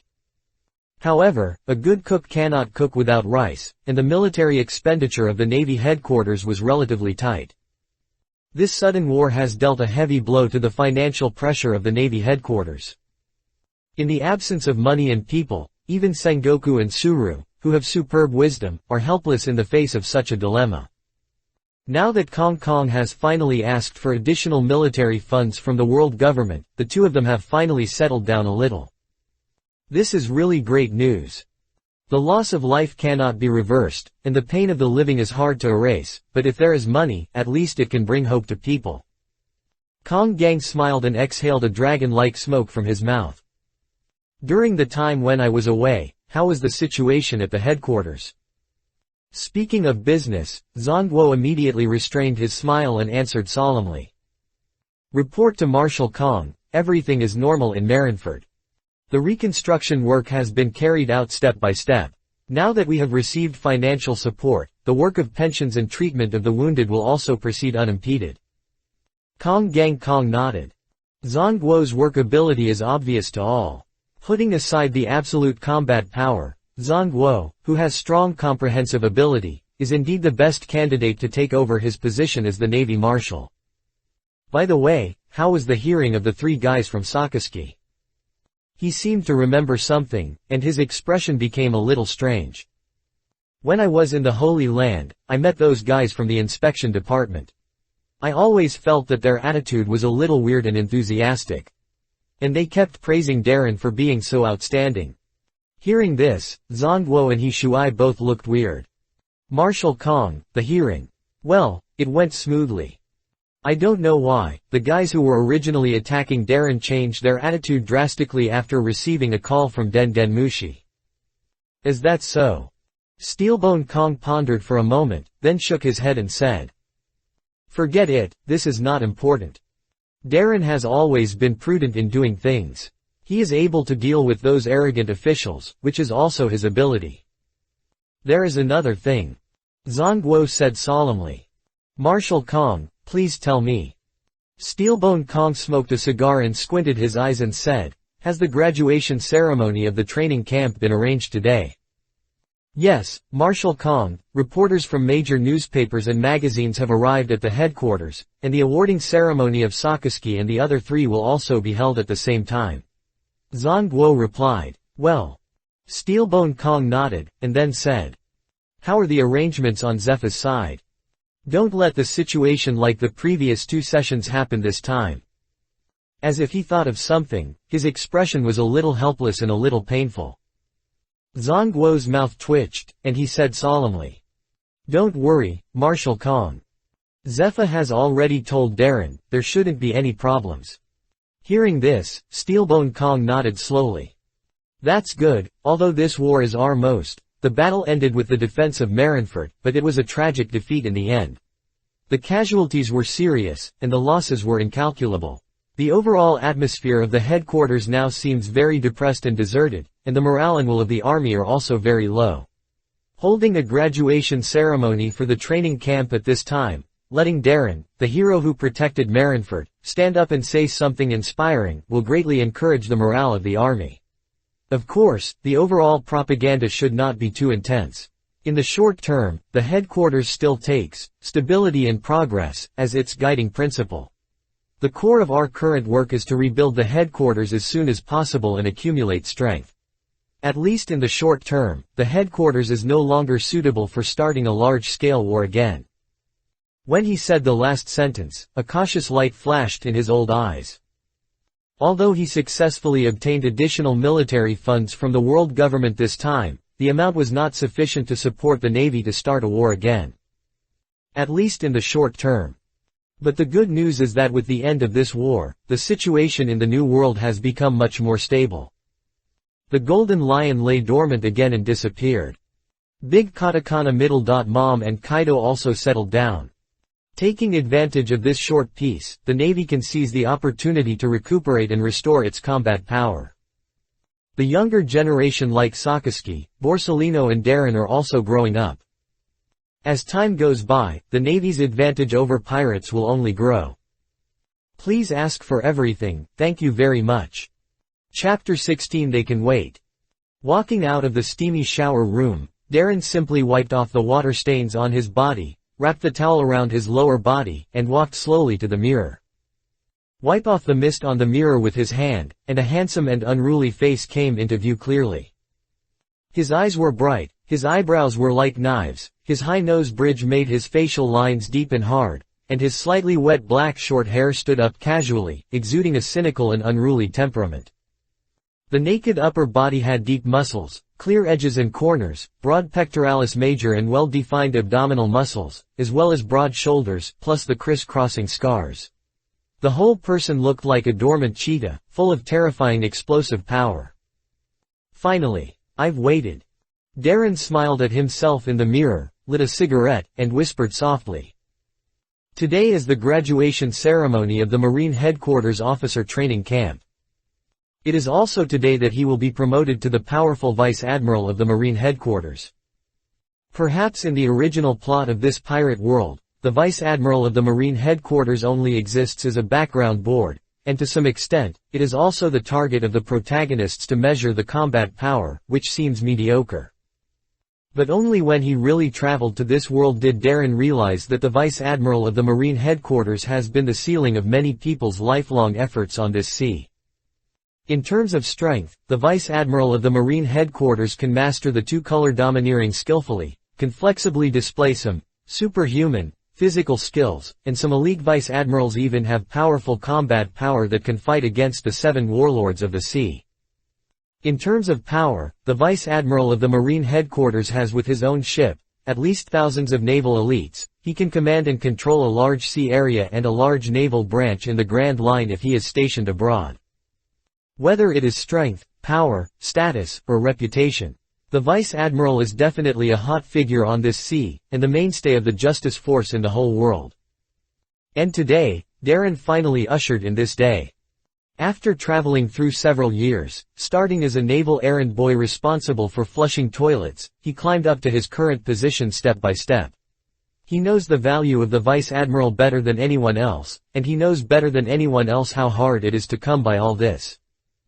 Countless days and nights of training, countless fights on the brink of life and death, countless late-night plots, countless killings and intrigues. He finally came here. Husband. A soft voice sounded behind her. Tien Yushi, wearing a loose kimono, walked into the bathroom with a brand new military uniform in her hands. She had a look of admiration and respect in her eyes, and said softly and tenderly, "Your clothes are ready." Darren smiled and nodded. "Thank you, Ashi." Tien Yushi shook her head gently and smiled. "Today is my husband's big day, I am very happy for you." She glanced at Darren and asked again, "My husband, are you nervous?" Darren was silent for a moment, and suddenly laughed. Nervousness is an emotion that only the weak will have, and it is a feeling that only those who think they are not worthy of this status will have. And I. He put out his cigarette, turned around and put his arm around Tien Yushi's slender waist. With a light hook of his fingers, the pink belt was naturally loosened. Tien Yushi's loose pink kimono slid down along her snow-white and smooth body. Well deserved. Darren hugged Ashi tightly in his arms as Ashi whispered shyly, "Husband." Tien Yushi subconsciously she struggled for a while, but soon retreated under Darren's attack, panting. You. The graduation ceremony of the training camp is about to begin. You don't have enough time. She panted with a ruddy face and watery eyes. Seeing Ashi's charming demeanor, Darren could no longer control himself, and let out a beast-like roar, pressing his body on her. "They can wait. I can't." At the same time, the square in front of the gate of the officer training camp in Marineford, the headquarters of the Navy. There were crowds of people. A magnificent platform had already been built, and a long red carpet stretched from the center of the platform to the end of the square. Elite Navy soldiers in military uniforms formed a guard, maintaining order at the scene with a solemn look. The closest to the platform were rows of seats, and the most powerful figures of the headquarters of the Navy were all present. Marshal of the headquarters of the Navy, Kong, codenamed Steel Bone, in the Navy. The Admiral of the Navy headquarters and the highest combat power of the world government, Sengoku, Navy code name, Shanshi. The former Admiral of the Navy headquarters and the chief instructor of the officer training camp, Zephyr, Navy code name, Black Arm. The Vice Admiral of the Navy headquarters, Crane, the Navy Chief of Staff. The Vice Admiral of the Navy headquarters, Garp, Navy code name, Iron Fist. After a few people, the other seats at the scene were also full. The backbone combat power representing the power of justice, the base chiefs stationed at the headquarters and the major branch bases sent out. Brigadier generals, major generals and other naval officers at all levels. Like waves, they spread out all the way around the platform. The closer they are to the platform, the closer they are to the power center of the Navy system. In addition, there are officials sent by the world government to watch the ceremony, and royal representatives and noble representatives of some member countries. Representatives of news organizations from all over the world have already attended, and all kinds of long guns and short guns are swinging in the hands of excited reporters. Everyone squeezed forward desperately, trying to find the best angle for shooting. The graduation ceremony of the Navy Headquarters Officer Training Camp is a major event that can affect the world. You know, since the former Navy Admiral Black Arm Zephyr coached the training camp, countless naval geniuses and elites have been trained here.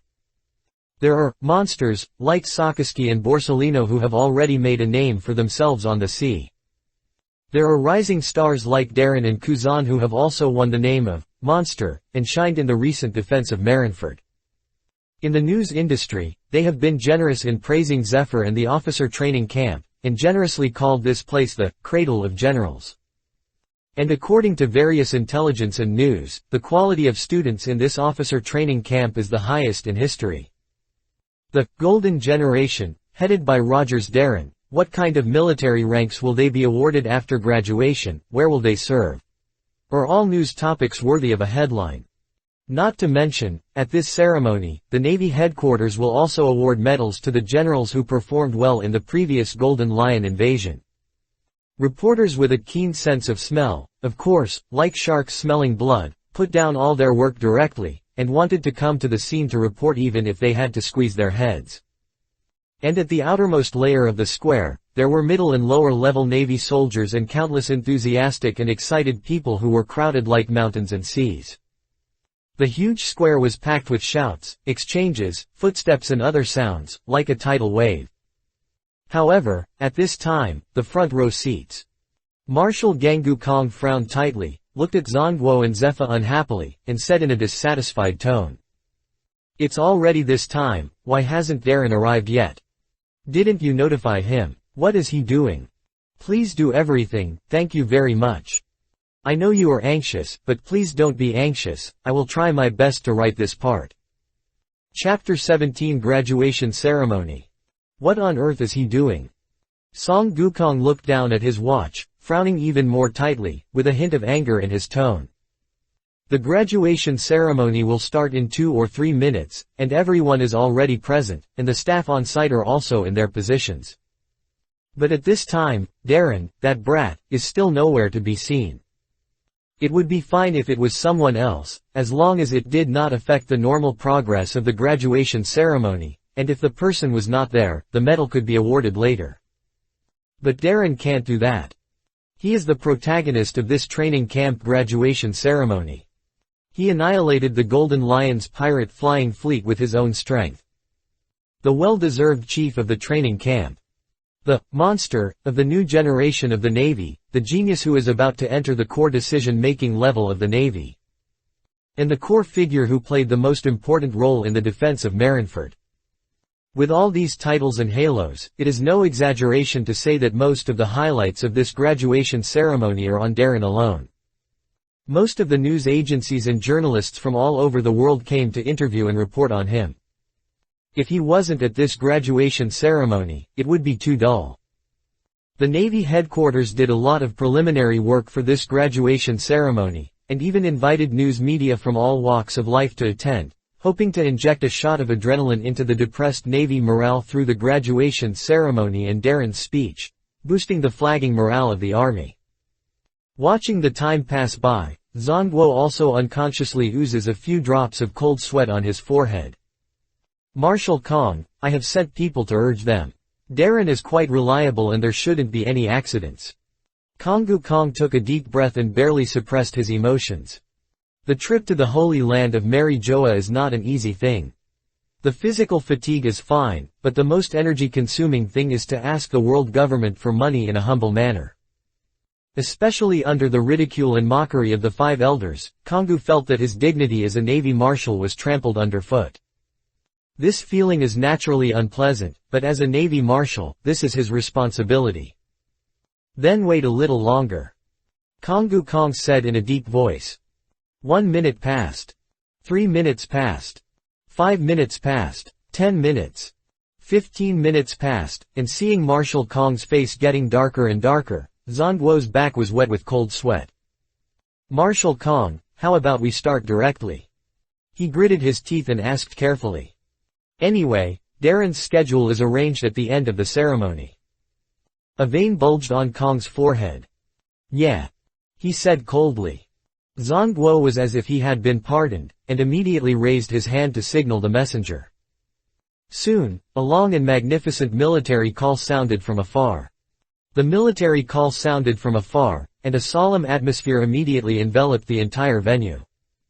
The originally boiling cheers gradually subsided with the sound of the military call, but the audience's eager and noisy eyes were still extremely enthusiastic, and the crowds were like a storm.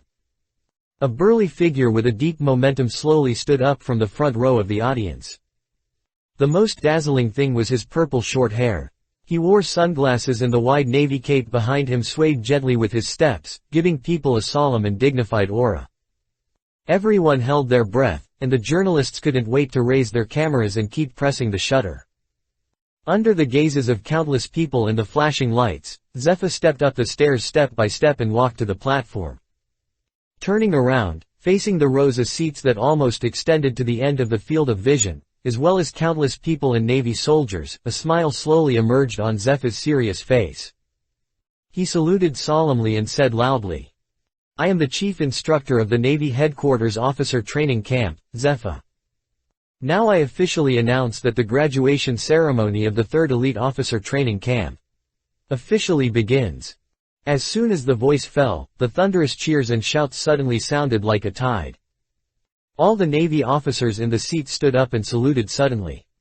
The people surrounding the square and watching the ceremony through the video phone bug live broadcast were desperately pushing forward, and the excitement and joy on their faces were clearly visible, cheering, shouting, tiptoeing and waving desperately. This is a grand event of justice. Zephyr opened his arms, made a welcoming gesture, and laughed. Now we invite the outstanding students of this training camp to enter. Everyone in the venue turned their heads and looked at the end of the huge red carpet when they heard it. At the entrance of the venue, one after another young figures walked into the venue with serious expressions. They were wearing brand new straight military uniforms, walking firmly, and the snow-white cloaks behind them fluttered in the wind. The sun shone down, shining on their energetic, vigorous and determined faces, as if it could give people a convincing hope. In an instant, cheers like a tide swept the entire square. "Here we are. That's Lieutenant Colonel Guillaume, the flower of the Navy, of our headquarters. She's so pretty. And that's Colonel Kuzan, a young man who won the title of Monster. In the defense of Marineford, he successfully used the powerful Devil Fruit ability to contain the actions of the Golden Lion. Colonel Huo Shaoshan. Just like the rumors, he looks very gentle. That's Colonel Doberman. He's good at swordsmanship and powerful. His momentum is really amazing. Hey, who is that? Why are you here in shorts? You don't know this. That wretched-looking guy is the genius Lieutenant Colonel Cake of our headquarters. According to rumors, he has strength close to that of monsters. Well, of course, this is a rumor." Looking at those young faces, everyone in the venue whispered excitedly. Guillaume, tall and with a high ponytail. Kuzan, yawning and sleepy. Cake, wearing flip-flops and shorts, biting a toothpick in his mouth, waving to the crowd with excitement. Huo Shaoshan, with a simple and embarrassed expression.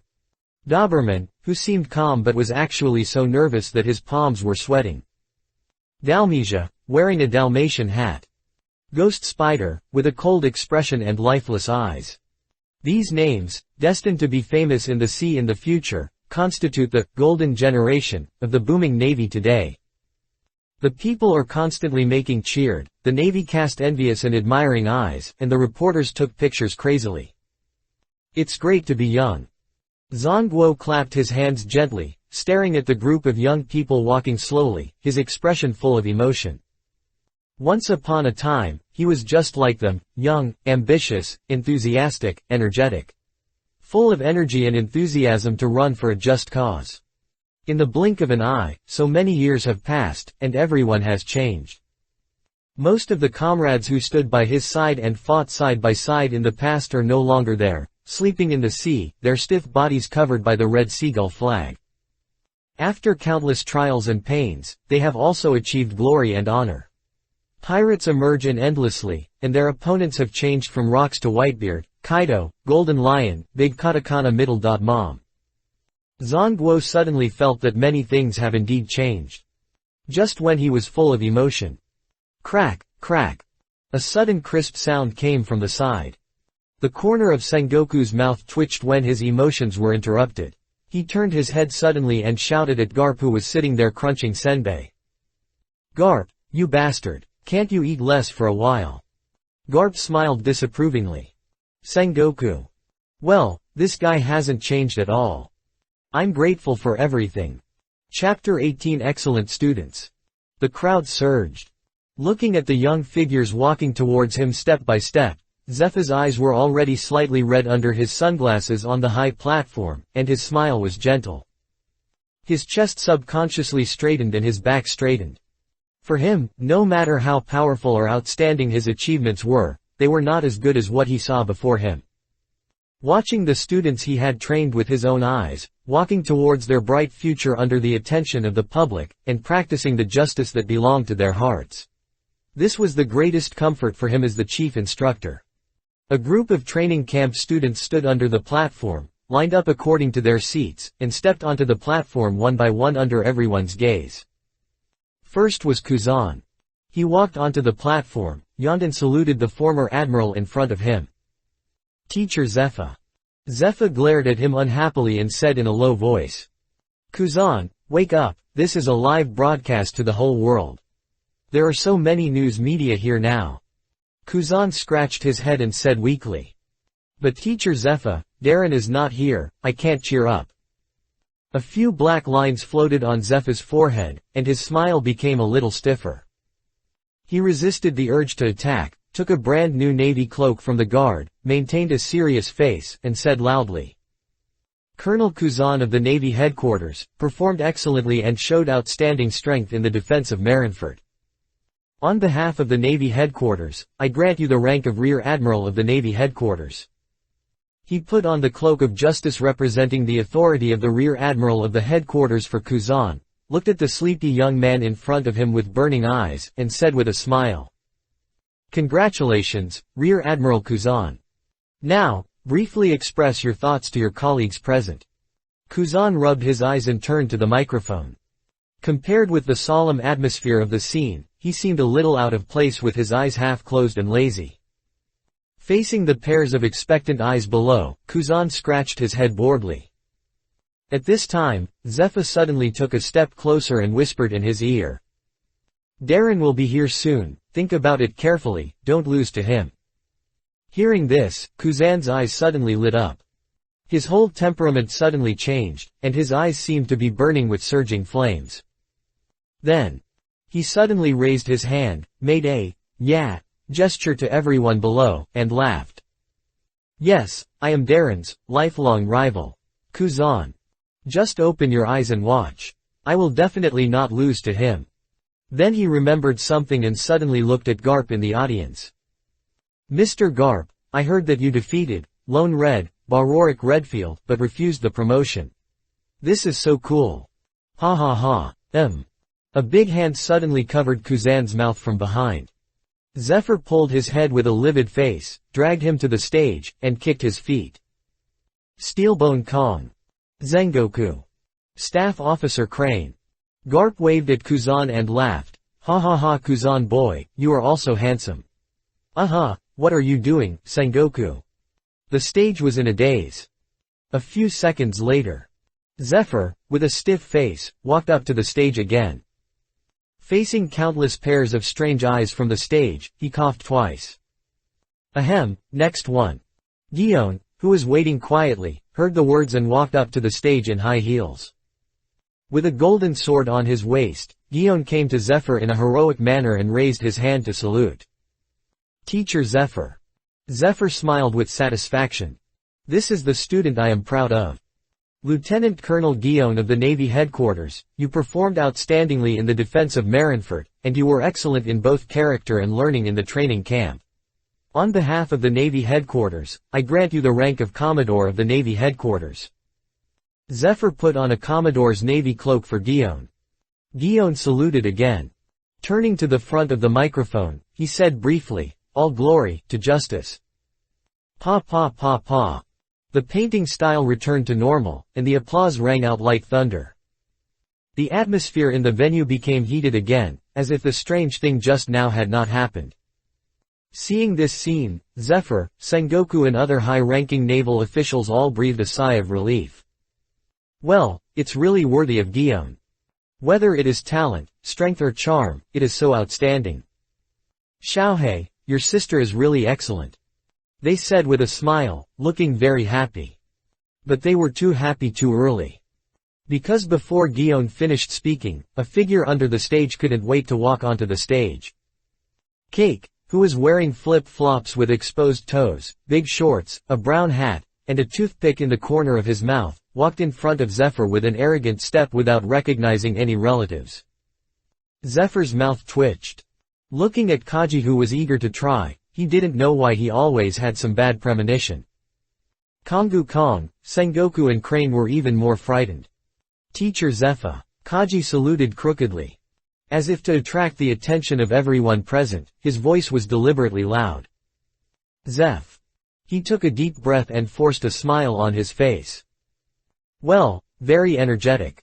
He looked at everyone in the audience and said loudly.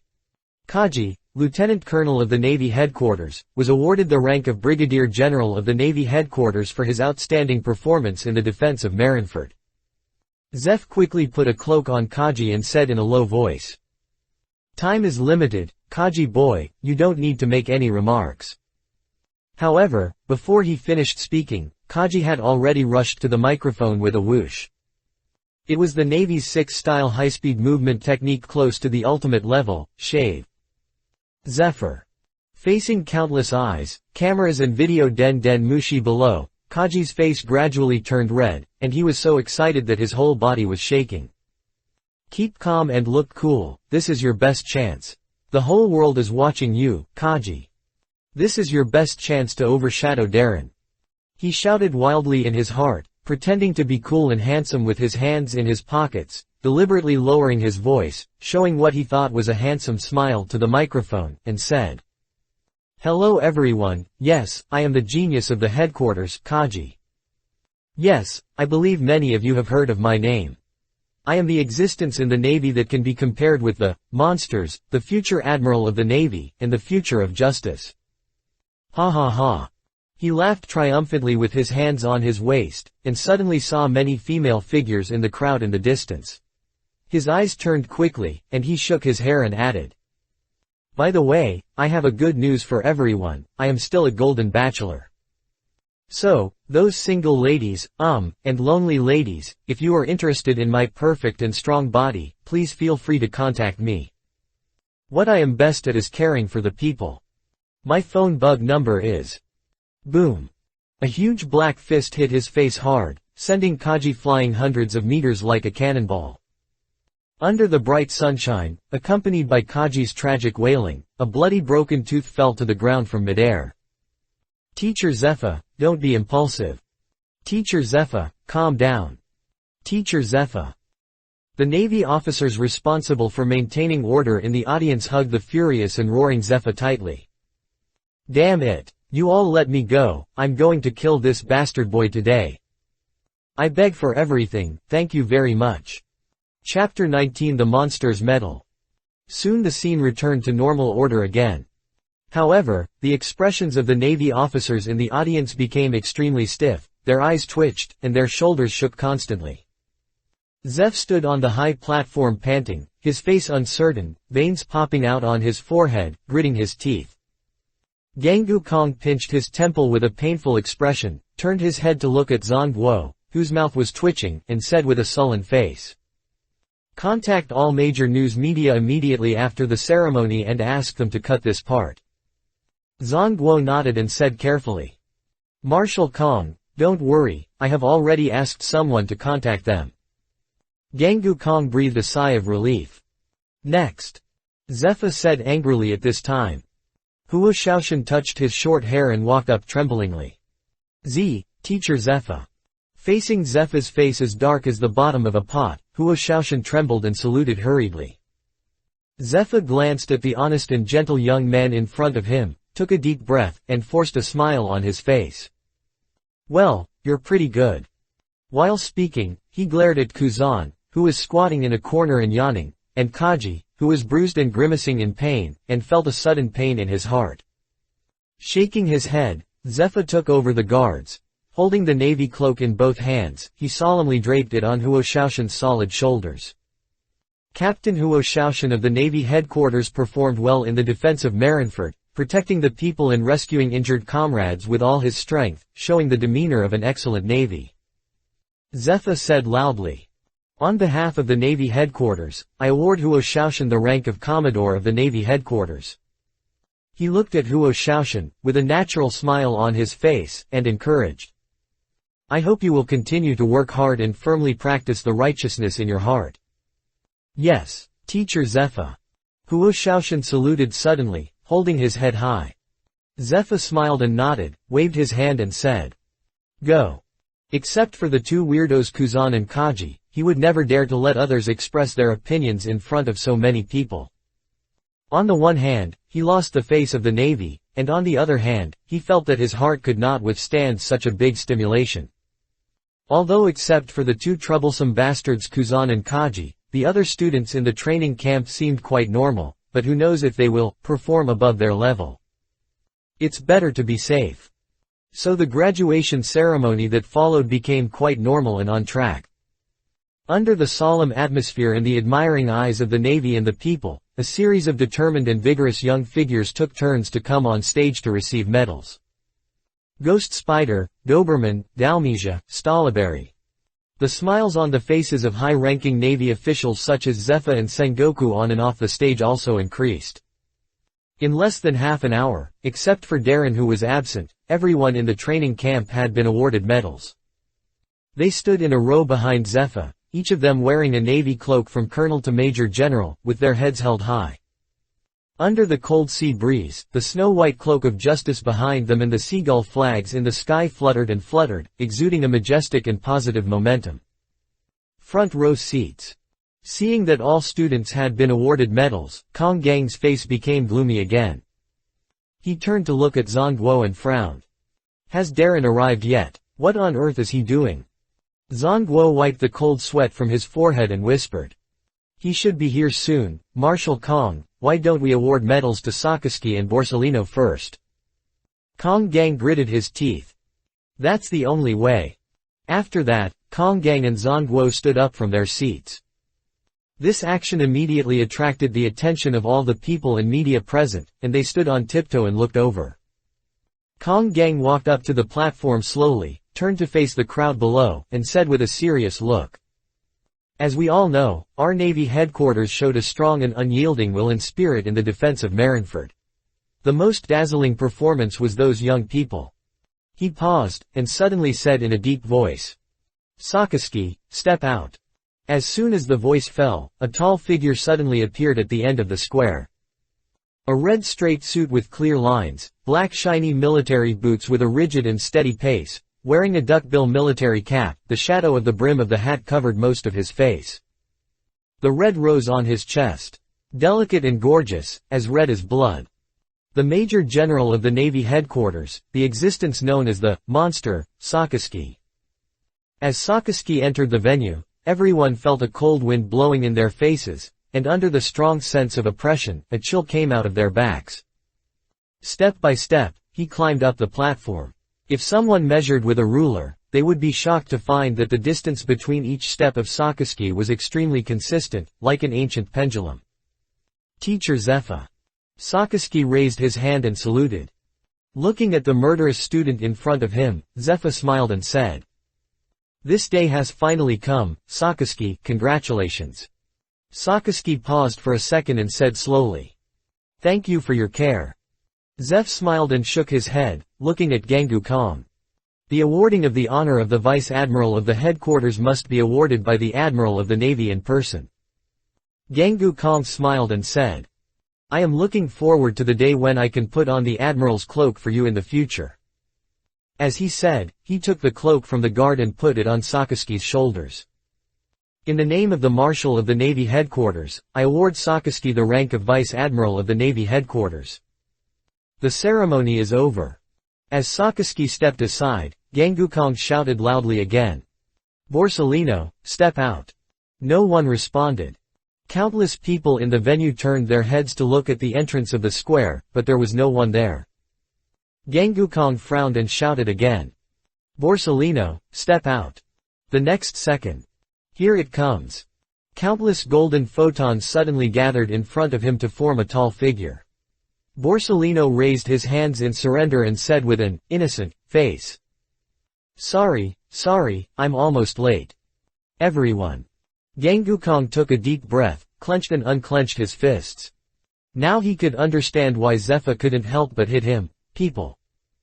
Looking at Borsellino's wretched face, he also wanted to hit him. Resisting the impulse in his heart, Kong Gang quickly went through the process. In the name of the Admiral of the Navy Headquarters, I grant Borsellino the rank of Vice Admiral of the Headquarters. He stuffed the Vice Admiral's cloak into Borsellino's hand, and then looked at Zephyr. As if realizing something, the whole venue gradually quieted down. Everyone held their breath, turned their heads to look at the entrance of the square, and waited quietly. Waiting for their protagonist to officially enter. After a few seconds, a figure finally appeared in front of everyone. Slightly messy black short hair, a lit cigar in his mouth, tall and straight, a silver-white longsword hanging on his waist, and a crooked black tie under the black suit not only did not look dirty, but also had a kind of messy and unruly beauty. He just stood in the sun, his handsome and wild face attracted everyone's attention, dazzling. In an instant, the cheers like a tide swept the whole square, the people and soldiers cheered and shouted, the reporters pressed the shutter frantically, the flashes kept on, and there were women's fanatical screams. Commodore of the Navy Headquarters, Rogers Darren. The King of the North Sea, who took off the name of Monster. Ask for everything, grateful. Chapter 20 Victory or Failure. Seeing the appearance of this figure, the whole square was boiling instantly. Especially the reporters from those news organizations, they were like wolves and tigers, madly squeezing forward to find a better shooting angle. Ha ha ha, it's Darren. Darren is finally here. Kuzan, who was originally bored, stood up suddenly, his eyes burst into a fiery light, and he waved his hands excitedly. Kaji, who was standing next to him, looked at the cheering crowd, especially the women who kept screaming, and couldn't help but curl his lips and mutter. Tisk, stealing my limelight again. But he didn't notice that Guillaume, who had been indifferent, suddenly lit up when he saw Darren appear. Zongguo let out a long breath, and the big stone hanging in his heart was finally put down. If Darren, the brat, didn't show up, Marshal Kong would probably explode. The shouts at the scene were overwhelming. That's Commodore Darren. It is said that he destroyed the headquarters of the Beast Pirates alone. When was that news? He destroyed the flying fleet of the great pirate Golden Lion alone. Is the sword on his waist the enma that pierced the island with one blow? No, that sword is silver-white, and enma is said to be a black demon sword. The monster of the Navy Headquarters is not only powerful, but also has such an outstanding appearance. Yes, it doesn't look like a monster at all, but more like a perfect knight. So handsome. Mr. Darren, I want to marry you. I love you, Mr. Darren. Everyone at the scene was enthusiastic and excited. Powerful strength, rich wealth, respected status, prominent reputation, handsome appearance, humorous soul. To be frank, Rogers Darren is simply a man who can be described as perfect. Men want to become him, women want to become his shape. Bathed in the praise of the crowd, Darren walked along the red carpet with a smile. There was no stage fright, no nervousness. Darren felt as if he was born for big occasions. He deserves it all. The Commodore walked towards the platform step by step, and under the attention of the crowd, he stepped onto the platform and saluted. Marshal Kong, General Zongguo, Teacher Zephyr. A smile of admiration and satisfaction appeared on the faces of the three at the same time. Apart from strength, talent, Darren's appearance is too confusing. Sakaski's gloom, Borsellino's vulgarity, Kuzan's laziness and passion. Compared with them, Darren is simply the most dazzling and impressive face of the Navy. Just standing here like this makes people feel good. Even though the three of them, Kong, thought they were not superficial, they had to admit that Darren was indeed an excellent candidate for promoting the positive image of the Navy. Why did you come so late, brat? Zongguo glared at Darren. Zephyr smiled and defended him. Forget it, it didn't delay the business. After the bad scene of Kuzan and Kaji just now, Zephyr liked Darren more and more.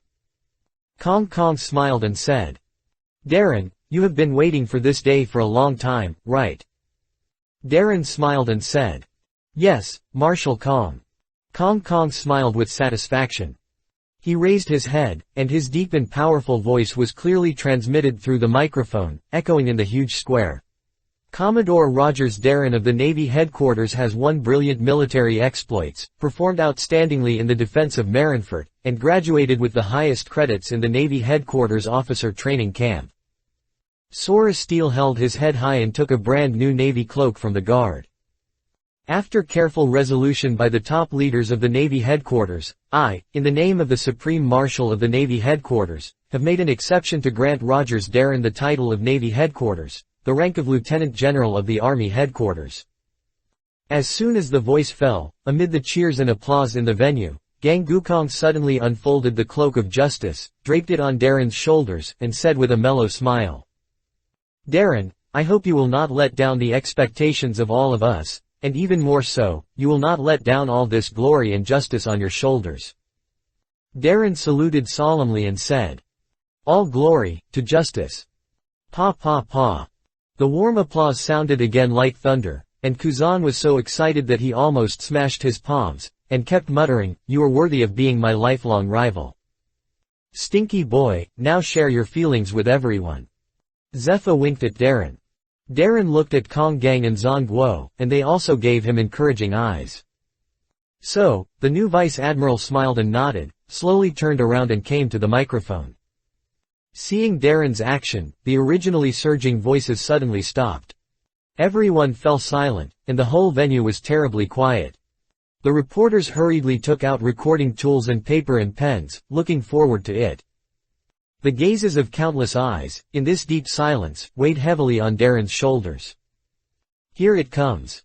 Looking at the countless people in front of him, the admirals below figures, and hundreds of cameras, Darren felt a strange ambition brewing rapidly in his heart, and burning like a flame in the depths of his eyes.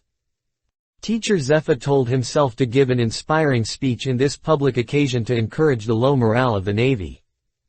Darren narrowed his eyes, and a smile gradually appeared at the corner of his mouth. "Yes, of course I will boost their emotions. But maybe not to the extent you imagine. This speech may become his opportunity." Darren took a deep breath and spoke with a smile on his face. "Today is a day worth celebrating.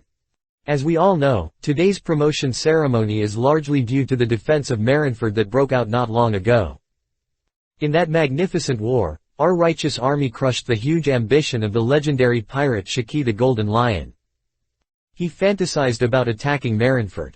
He wanted to sink the world's strongest fortress into the sea. He even controlled an island to fall in order to achieve this goal." Darren raised his hand and clenched his fist. But he failed. Yes, he was doomed to fail. We have proved an ironclad fact, that is, the Navy is the most powerful military organization on this sea. Even the three great pirates, Golden Lion, Big Mom and Kaido, have not been able to break through our holy land of justice. At this point, the Navy in the audience couldn't help but straighten their chests and smile proudly. Some young Navy couldn't help but shout excitedly. "Justice will prevail. Our Navy is the most powerful. We are indeed excellent. That's right." The people also echoed. Seeing this scene, the three people behind Darren, Kong, and Gangu, looked at each other and smiled. "This kid is pretty good." Listening to the shouts of countless people below, Darren smiled and nodded, waiting for the shouts to subside. "Yes, justice will prevail, and I know this best. But..." The admiral suddenly slapped the podium hard with his palm, and his expression suddenly became ferocious. "This is just bullshit that deceives yourself." The harsh and cold scream made everyone in the square feel like they were struck by lightning, and then they took a breath of cold air. This is not a glorious victory at all. Darren's eyes burst out with amazing murderous intent, and he waved his arms vigorously. The faces of Kong, Zhangguo and Zephyr behind him suddenly changed. "The Battle of Marineford is just a complete failure." Quote, "The cervical spondylosis is still hard to bear, so I can only try to keep updating normally. I ask for everything, thank you. Chapter 21 Answer me. The defense of Marineford. This is a complete failure." Quote. The harsh roar of the new vice admiral echoed throughout the venue, and was broadcast to every naval branch on the sea in real time through the loudspeaker and the video Den Den Mushi. At this moment, the navy of the major naval branches in the world were all stunned to look at the vice admiral with cold eyes and ferocious expression on the Den Den Mushi screen, and their faces gradually turned pale, as if struck by lightning. In the venue, the world was dead silent. The navy and the people looked dazed, and they couldn't believe what they heard. The defense of Marineford was a huge failure. But didn't we successfully resist the invasion of the three major pirates including Golden Lion? That was Golden Lion Shiki. He even threw down a floating island. We defended our homeland, this should be a victory. Isn't that what Marshal Kong and General Zhongguo said? People had different opinions, and looked at the vice admiral on the platform with disbelief. Behind Darren, the expressions of Kong, Sengoku and Zephyr were also full of surprise. This is different from what was agreed. Didn't they ask Darren to take this opportunity to say something inspiring to everyone? Why did he deny the significance of this war? Directly characterize the great defense of Marineford as a complete failure. Or is this some kind of speech technique they haven't heard of? For a moment, Kong and the other two didn't know whether they should stop Darren. The incident and the turn were so sudden that they didn't come back to their senses and just stood there in a daze. Guillaume and others were also stunned, not understanding the meaning of Darren's words. Borsellino glanced at Darren's back, and suddenly a playful smile appeared at the corner of his mouth. Sakazuki slowly opened his closed eyes, and a hidden light flashed in the depths of his eyes. At this time, Vice Admiral Darren, I disagree, we won the Battle of Marineford. A young Navy soldier suddenly raised his hand, gritted his teeth and summoned up the courage to speak loudly. Yes, we protected our home. Another Navy lieutenant colonel stood up and retorted. This was a huge disaster. You saved the island. We all respect you, but you can't erase the contributions and efforts made by all of us. A Commodore said angrily. In another direction, a little girl ran out from the crowd and cried. That's right, my brother, Colonel Spit, he fought to protect Marineford and sacrificed his life. How could this be a failure? 1, 2, the Navy and the people stood up one after another. They had no objection to Darren's great achievements. They were grateful and respected him. But they couldn't accept Darren's characterization of the Battle of Marineford as a failure. Their relatives, friends, partners, comrades in arms. Countless people died or were injured. They have lost too much to win this war. The joy of victory in the war is the last comfort for their grief-stricken and wounded hearts. So it is difficult for them to accept that what they sacrificed so much for is not victory but failure. They will never allow anyone to take away their victory. Facing this surging crowd, Zhongguo frowned and subconsciously took a step forward, wanting to interrupt the ceremony directly and control the situation. But a strong hand was placed on his shoulder to stop him. Zhongguo looked back in confusion, but saw Gangji Yukong shaking his head at him. Too late. Gangji Yukong's expression was extremely complicated, and he sighed lightly. Zhongguo was stunned. He turned his head again and looked at the scene. There were faces full of confusion and even doubts, and countless eyes fell on the vice admiral, eagerly waiting for his answer. Yes, he couldn't stop it.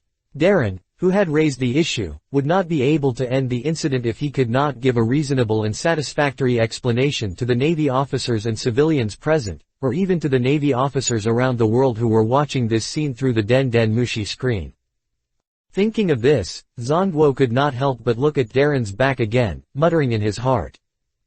Darren, what on earth do you want to do by saying these words? The venue was silent. The sound of breathing could be heard clearly.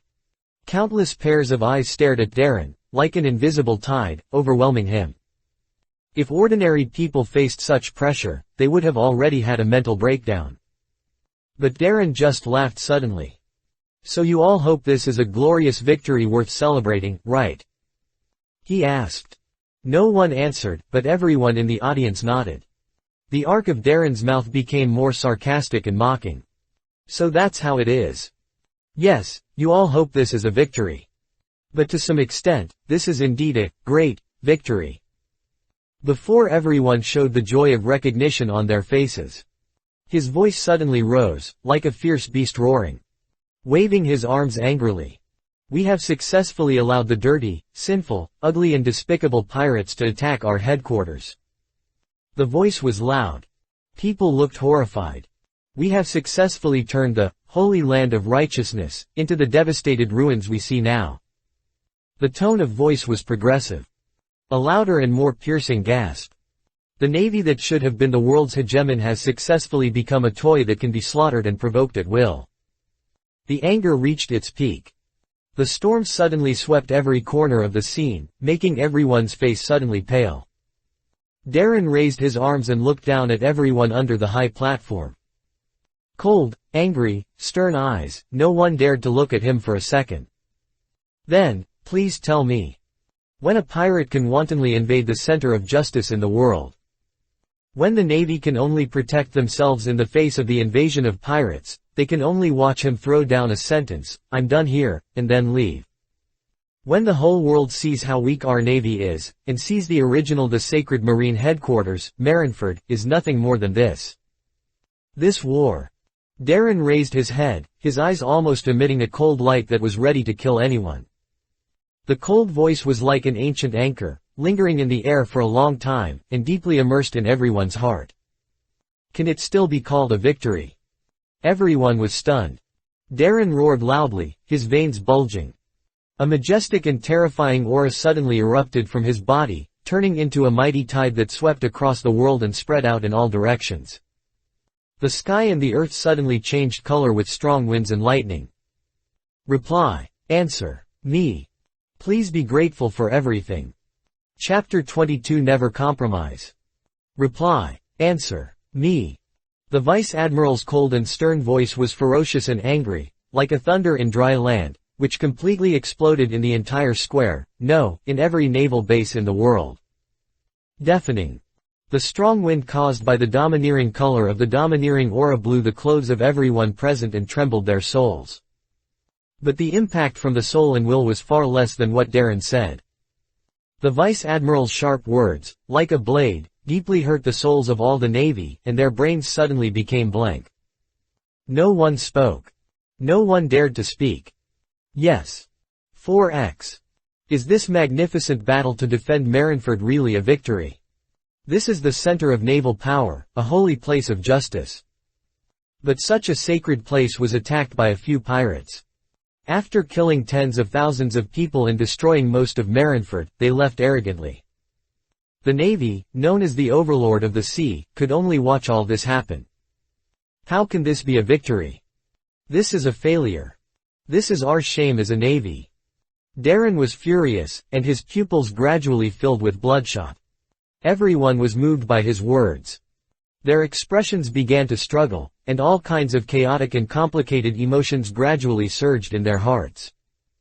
Zepha, Zhongguo and Gang Ji Yukong looked at each other, opened their mouths but were speechless and fell into silence.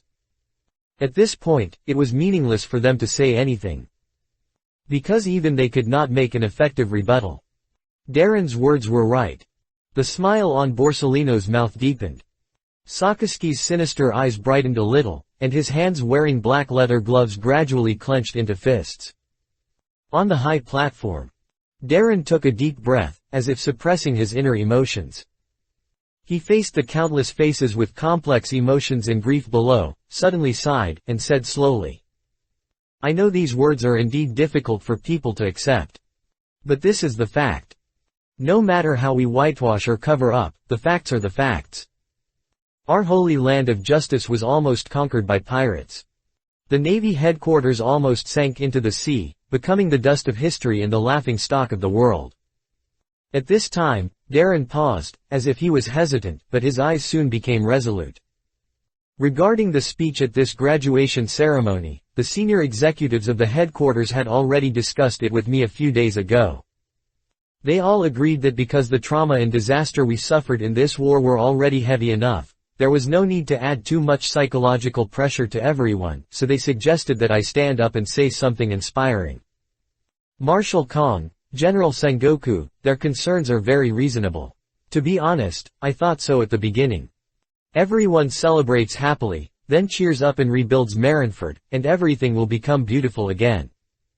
But you know what? A trace of grief flashed in Darren's eyes. I can't do it. I thought I could do it, but I couldn't say it after all. Because I saw the pain hidden on the faces of all of you who lost your relatives, friends, lovers and comrades, and I really couldn't say those hypocritical words to cover up the truth. Because all I see is sadness, and all I see is ruins. I can't deny all these cruel realities. Darren clenched his fists. It's hard for me not to be angry. He raised his head, and his deep eyes swept across the faces of everyone on the field. Even pirates understand the meaning of revenge, but the Navy is afraid to move forward. Yes, I must admit that we are experiencing pain and pressure now. Marineford needs to be rebuilt, the wounded need to be treated, the dead need to be compensated, and military expenses need to be raised. The Navy headquarters is in a life-and-death situation. I know everyone is scared, but can our righteous Navy just watch the pirates show off their might above our heads? Can we just let the pirates wreak havoc on this sea? Can we just swallow this anger and live like a turtle? The tone of voice became higher and higher, and the tone of voice became more and more passionate, making the eyes of everyone present gradually turn red. No. Darren's eyes were bloodshot, and he took a step forward and waved his hands vigorously. We are the Navy. The Navy shouldering justice. Facing the evil pirates, I insist. He took a deep breath, and his voice shook the world. Never compromise. The next moment, his words were completely drowned out by enthusiastic cheers. Well said. Never. Never compromise. That's right. Mourning and pain are meaningless, the pirates are in the new world, we will kill them back. War. War. One after another. The sadness and pain in the hearts of the Navy and the audience were directly replaced by anger, and the anger was completely ignited. They stood up from their seats, waved their arms with determination, and stared at the Commodore on the stage. It was as if that was the hope that led them to true victory. Zhang face was shocked. All this development was completely beyond his expectations. Darren, is this guy trying to provoke a full-scale war against the pirates of the New World? Steelbone Kong's face also became gloomy and uncertain. He didn't expect that Darren would take this opportunity to stir up the emotions in the army. The situation is out of control. Zephyr looked shocked and stunned. Borsellino finally showed a perfect playful smile, and muttered in a voice that only he could hear. You are really amazing, Darren. Sakaski on the side had a brighter look than ever before. Kaji swallowed his saliva, looked around nervously at the crazy scene in front of him. Never compromise. When everyone's anger reached its peak, Darren raised his arms and shouted. Can we let the pirates continue to show off their power? Can we let the flag of justice be stained with dirt? Can we let pirates wreak havoc on this great and free sea? Never. I insist. We will never give up our duty to fight pirates. Colleagues, comrades, please believe that we will win. Amid the shouts and roars of the ferocious ocean, witnessed by the waving arms, and watched by countless pairs of burning eyes in the Navy headquarters and the world, the new Vice Admiral suddenly drew the saber from his waist, and the tip of the knife pointed to the distant sea. That was the direction of the New World. The era of the Navy living in a corner is over. The New World is our real journey. The arrogant and domineering voice spread out, and the fierce momentum burst out, rolling up the wide Vice Admiral cloak behind him. As if responding to his voice, countless seagull flags flew all over the Navy headquarters, and the flags covered the sky. Darren raised his sword and roared. Today I graduate, I Rogers Darren, will lead the way and guard the New World Navy Branch G5. Never compromise before achieving the goal. He took a deep breath and said hoarsely. Wipe out all the pirates. As soon as the voice fell, a sword sound that pierced the clouds and split the rocks suddenly exploded in the distance. With a bang. A shrill and domineering black light suddenly penetrated from the ground, tore the atmosphere in an instant, and hovered high above the square. Everyone recognized the knife at a glance. The demon knife, Yanmo. Yanmo trembled violently, as if responding to the surging fighting spirit of its owner. The cold breath spread, and the power of the demon stimulated the anger and murderous intent of everyone present. Never compromise.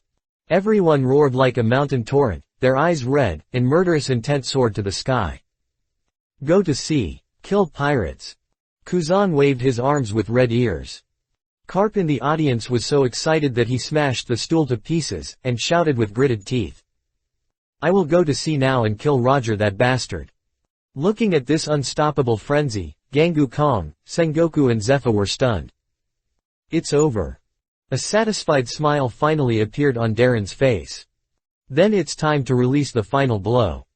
He clenched his fists passionately and said loudly. All of you who carry justice, please follow me to fight. He smiled wantonly. This time, I will lead you to win the real victory.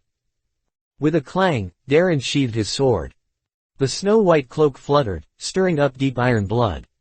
Justice will prevail, and I will be waiting for you in the fortress at the forefront of justice. I ask for everything, thank you very much. Chapter 23. Just tell me if it is useful. Marshal's office, Navy headquarters. Bang. In the Marshal's office, Steel Bone Kong smashed the desk into pieces with one punch, and wood chips flew. Darren boy, I asked you to boost the morale of the Navy soldiers, not to incite war directly. He stared angrily at the man sitting in front of him. The Vice Admiral smoking a cigar on the sofa roared breathlessly with his chest rising and falling. The furious roar of the Admiral shook the ceiling of the Admiral's mansion and the wall dust fell. Zhang Guo stood beside him in silence, not daring to breathe. Garp sat on the sofa opposite Darren, eating senbei with a crunching sound. Zephyr covered his face in pain. Staff Officer Suru sighed. Sakazuki stood expressionlessly. Porisalino, who was sitting in the corner, had a barely visible smile on his lips. Kuzan stood behind Garp, watching all this with shining eyes. The awarding ceremony of the officer training camp ended an hour ago, but in this short hour, the speech of the new Vice Admiral Rogers Darren, who was in the hearts of the people, had caused an uproar. The war sentiment in the Navy continued to rise, and many generals in the headquarters had even submitted applications to join the ranks of the G5 Navy branch guarding the New World. There was no time to deal with these matters. Kong Gangu forced a stiff smile and encouraged Darren at the graduation ceremony. He hurried back to the Marshal's mansion and immediately convened this emergency meeting. Furious. Darren, don't you want to explain? Kong Gangu saw Darren still sitting there calmly smoking a cigar, and he was so angry that he gritted his teeth and said, What on earth do you want to do? Darren was stupefied when he heard the words, as if he had just reacted, and asked in confusion. Report to Marshal Kong, isn't this the task assigned by my superiors? Through the speech at the graduation ceremony, inject a shot of adrenaline into the low morale of our Navy and boost the spirit and will of the soldiers. His expression was righteous and a matter of course. Just tell me if it's useful or not. Zhang Guo's mouth twitched. Zephyr turned his face away. He Chief of Staff he sighed. The arc of Borsalino's mouth deepened. Steel Bone Kong's face turned red and purple. He found that the calmness and good temper he had cultivated for decades were about to be wiped out. He gritted his teeth and said, Darren, you also know the current situation of the Navy headquarters. Military funds are in short supply and losses are serious. Under such circumstances, the current priority is to recuperate. Can't you understand this truth? Darren nodded in agreement and said sincerely, I agree with Marshal Kong's far-sighted judgment. Steel Bone Kong almost spit out a mouthful of blood. Since you agree, why are you still deliberately inciting war like this? He didn't think that Darren, the bastard, was serious. At least based on his understanding of this brat, Darren is definitely not such a righteous person. He simply took advantage of the Navy's anger and hatred towards pirates to incite the emotions of the people and soldiers, so as to achieve the purpose of provoking a war. But why is Darren so eager to provoke a war? Steelbone Kong couldn't figure it out for a while. The current situation of the Navy headquarters does need to recuperate, and I deeply agree with this. Darren smiled and explained. But this does not mean that during this period of time, our Navy can only passively defend and live in peace.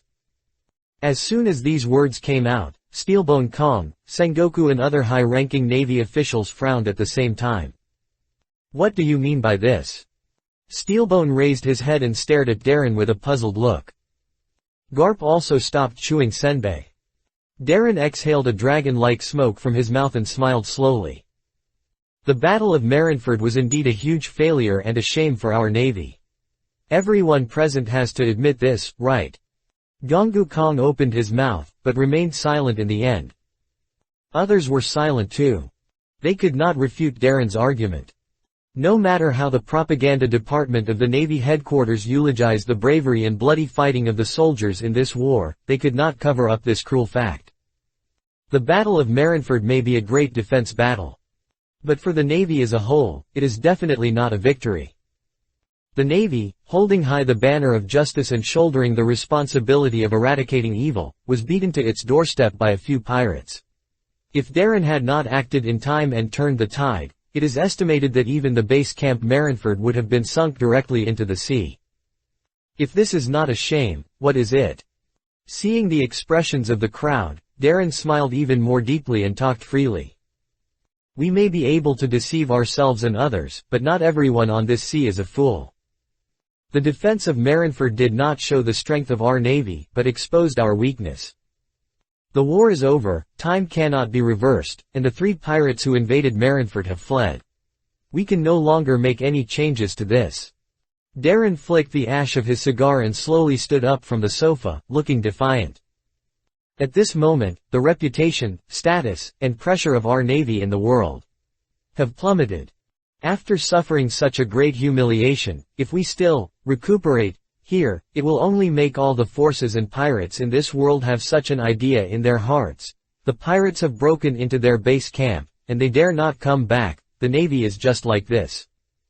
The silence in the office became more and more deafening. Darren smiled, his cold eyes swept across everyone's faces, his voice as cold as a knife.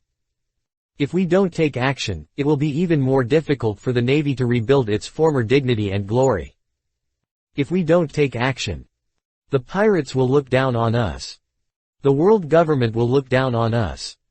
The Allied Congress will look down on us. Hundreds of millions of people in this world will look down on us. Even the middle and lower level navy within us will look down on us. The voice was loud and clear, like a thunderclap. Everyone's face changed slightly. After a while, a gloomy and hoarse voice suddenly sounded. I agree with Darren's judgment. Sakaski raised his head, his eyes gloomy and cold under the peaked military cap. Only the blood of pirates can wash away the shame of this battle. There is no other way. Kyung Kong raised his eyebrows. He glanced at Sakaski, who met his gaze without flinching. Then he glanced at Borsellino again. Borsellino smiled and said, I agree with Darren's judgment. As for Kuzan, Kyung Kong was too lazy to look at him. The look in the boy's eyes when he looked at Darren was about to burst into stars. These troublesome little ghosts have grown up. Kyung Kong and Sengoku had the same idea in their minds at the same time, and they didn't know whether it was a good thing or a bad thing. But. So, what are you going to do, Darren? Sengoku asked in a deep voice. I'll be grateful for everything. Chapter 24. I'll be back soon. Hearing Sengoku's words, the arc of Darren's mouth became more obvious. Although he had stirred up the pro-war sentiment of the military through his speech of killing first and reporting later, whether he could really take action still needed the consent of the top leaders of the headquarters. At least from the expressions and tone of Kong Gangu and Sengoku at this time, their attitudes had loosened. The G5 branch had actually been in Darren's planning for a long time. The G5 branch is located in the New World waters, with a special geographical location and far away from the Navy headquarters, forming a natural barrier to military orders. The most important point is that the G5 branch itself is special. The Navy stationed in this notorious, rogue, branch is a group of Navy worse than pirates. They wear military uniforms but do pirate things, turn a deaf ear to the headquarters, orders, and often directly disobey the orders of their superiors. This situation of G5 may be extremely difficult for other naval generals, but it is like a fish in water for Darren. It's just like returning home. As long as he takes down the G5 branch, he will be able to carve out a private territory in the Navy besides the North Sea. The Emperor is far away, so he can do whatever he wants. This is Darren's road to power. After being promoted to Vice Admiral of the headquarters, there are two options before him. One is to stay in Marineford and wait for the headquarters, orders to perform various tasks at any time. The other is to be sent to the naval branch of the Grand Line as the base chief. But whether staying in the headquarters or being sent to other naval branches, Darren is actually under the strict supervision of the headquarters, and he lacks the freedom and independence to act. This is unacceptable to him. In this case, he might as well take the initiative to volunteer to go to G5 to guard it. Then the next action is very clear. Team.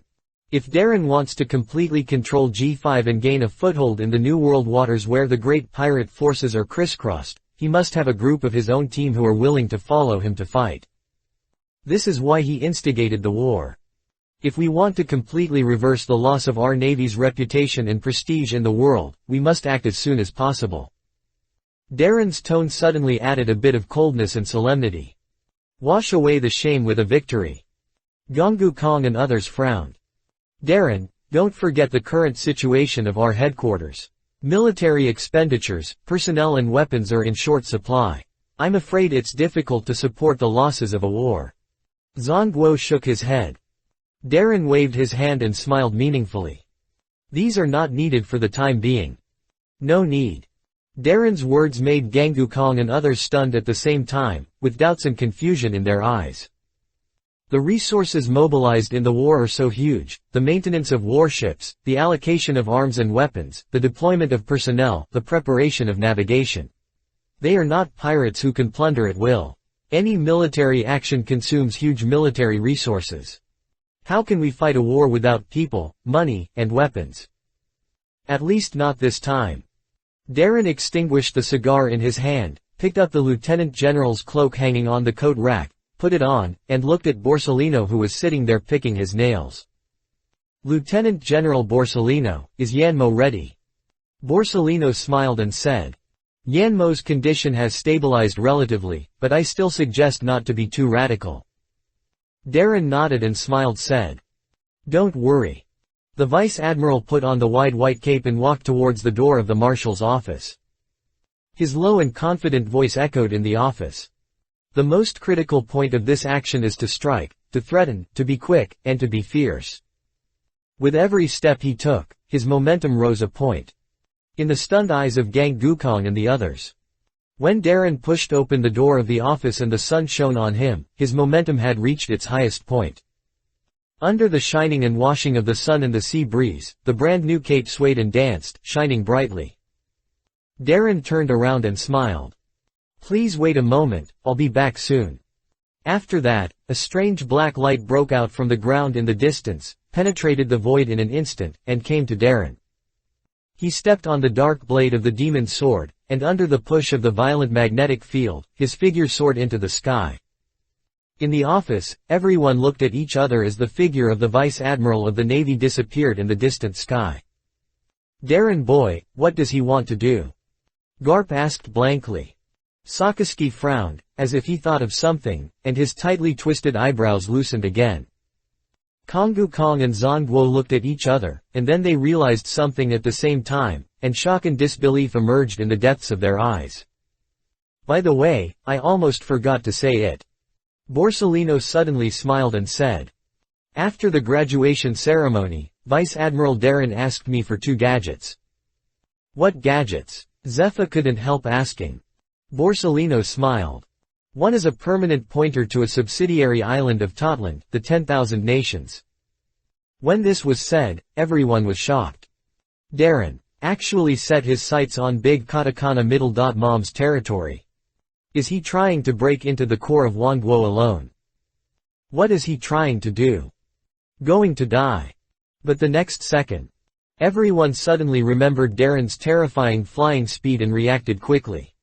With Darren's current strength, as long as he is not entangled by Big Katakana Mom herself, he can evacuate safely at any time with his own devil fruit ability. No.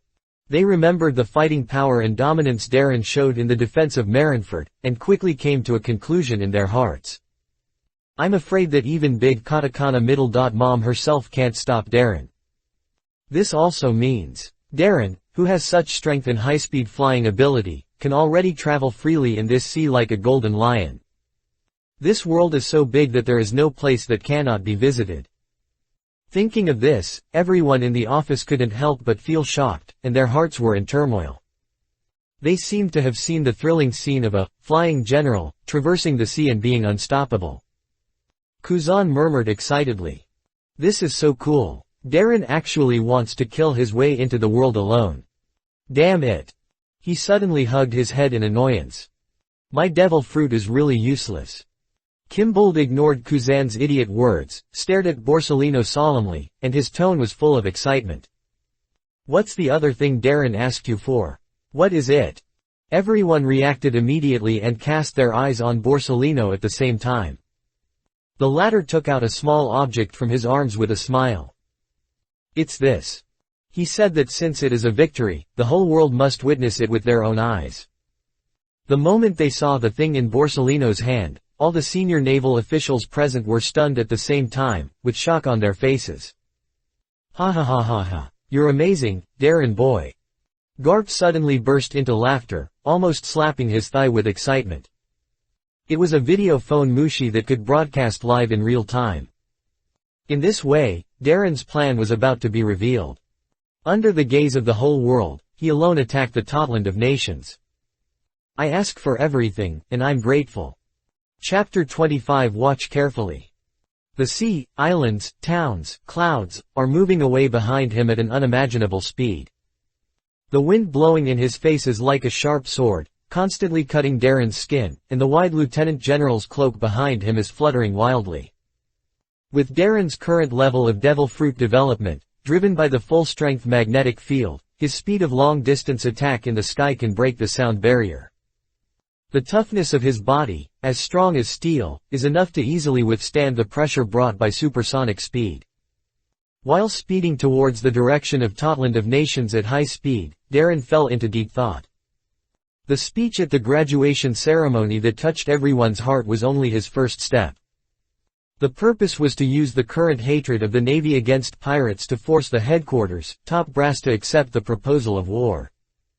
The second step was to convince the Navy's top brass, such as Kong Gang and Sengoku, to accept his judgment of the surprise attack. As long as there was the support of Sakazuki and Borsellino, plus the zero-cost troop dispatch measures, it would not be difficult to do this. And the next and last step was the top priority of this plan.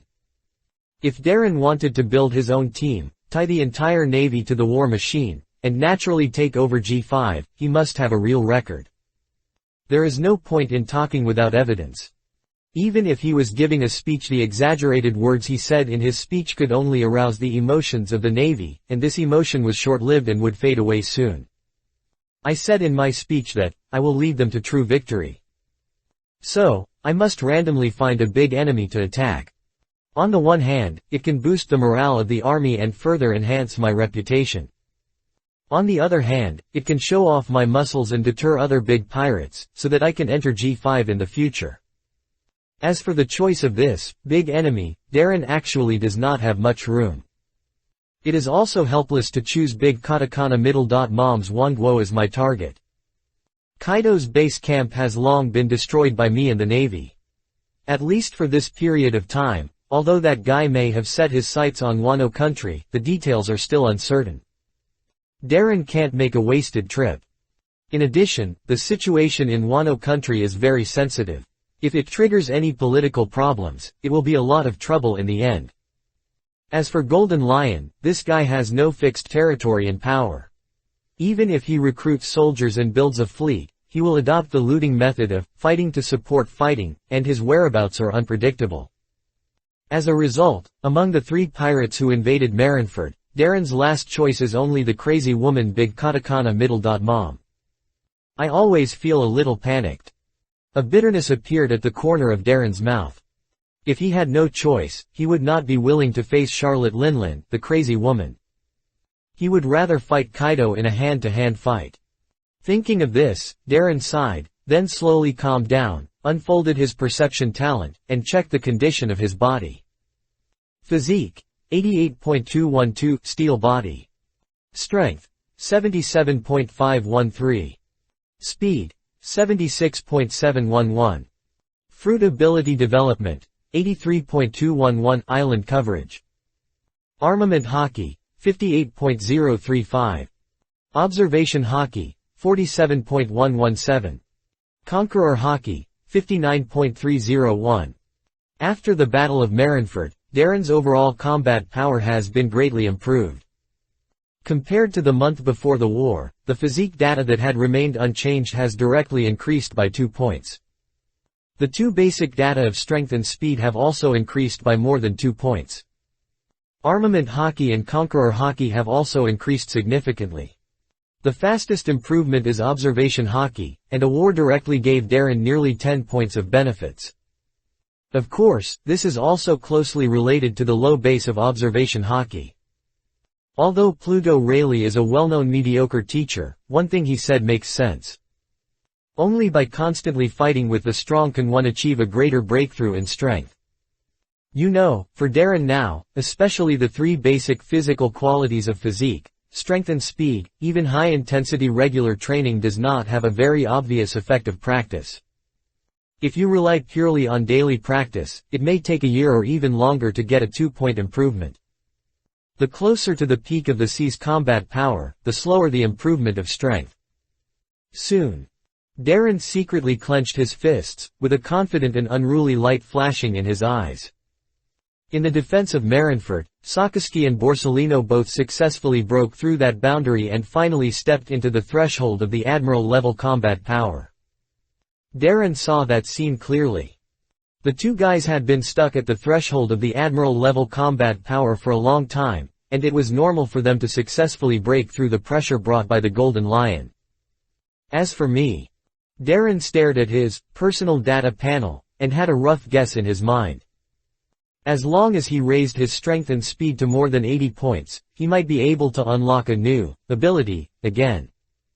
Just like the covering island of the Devil Fruit ability, or the iron body of the physique.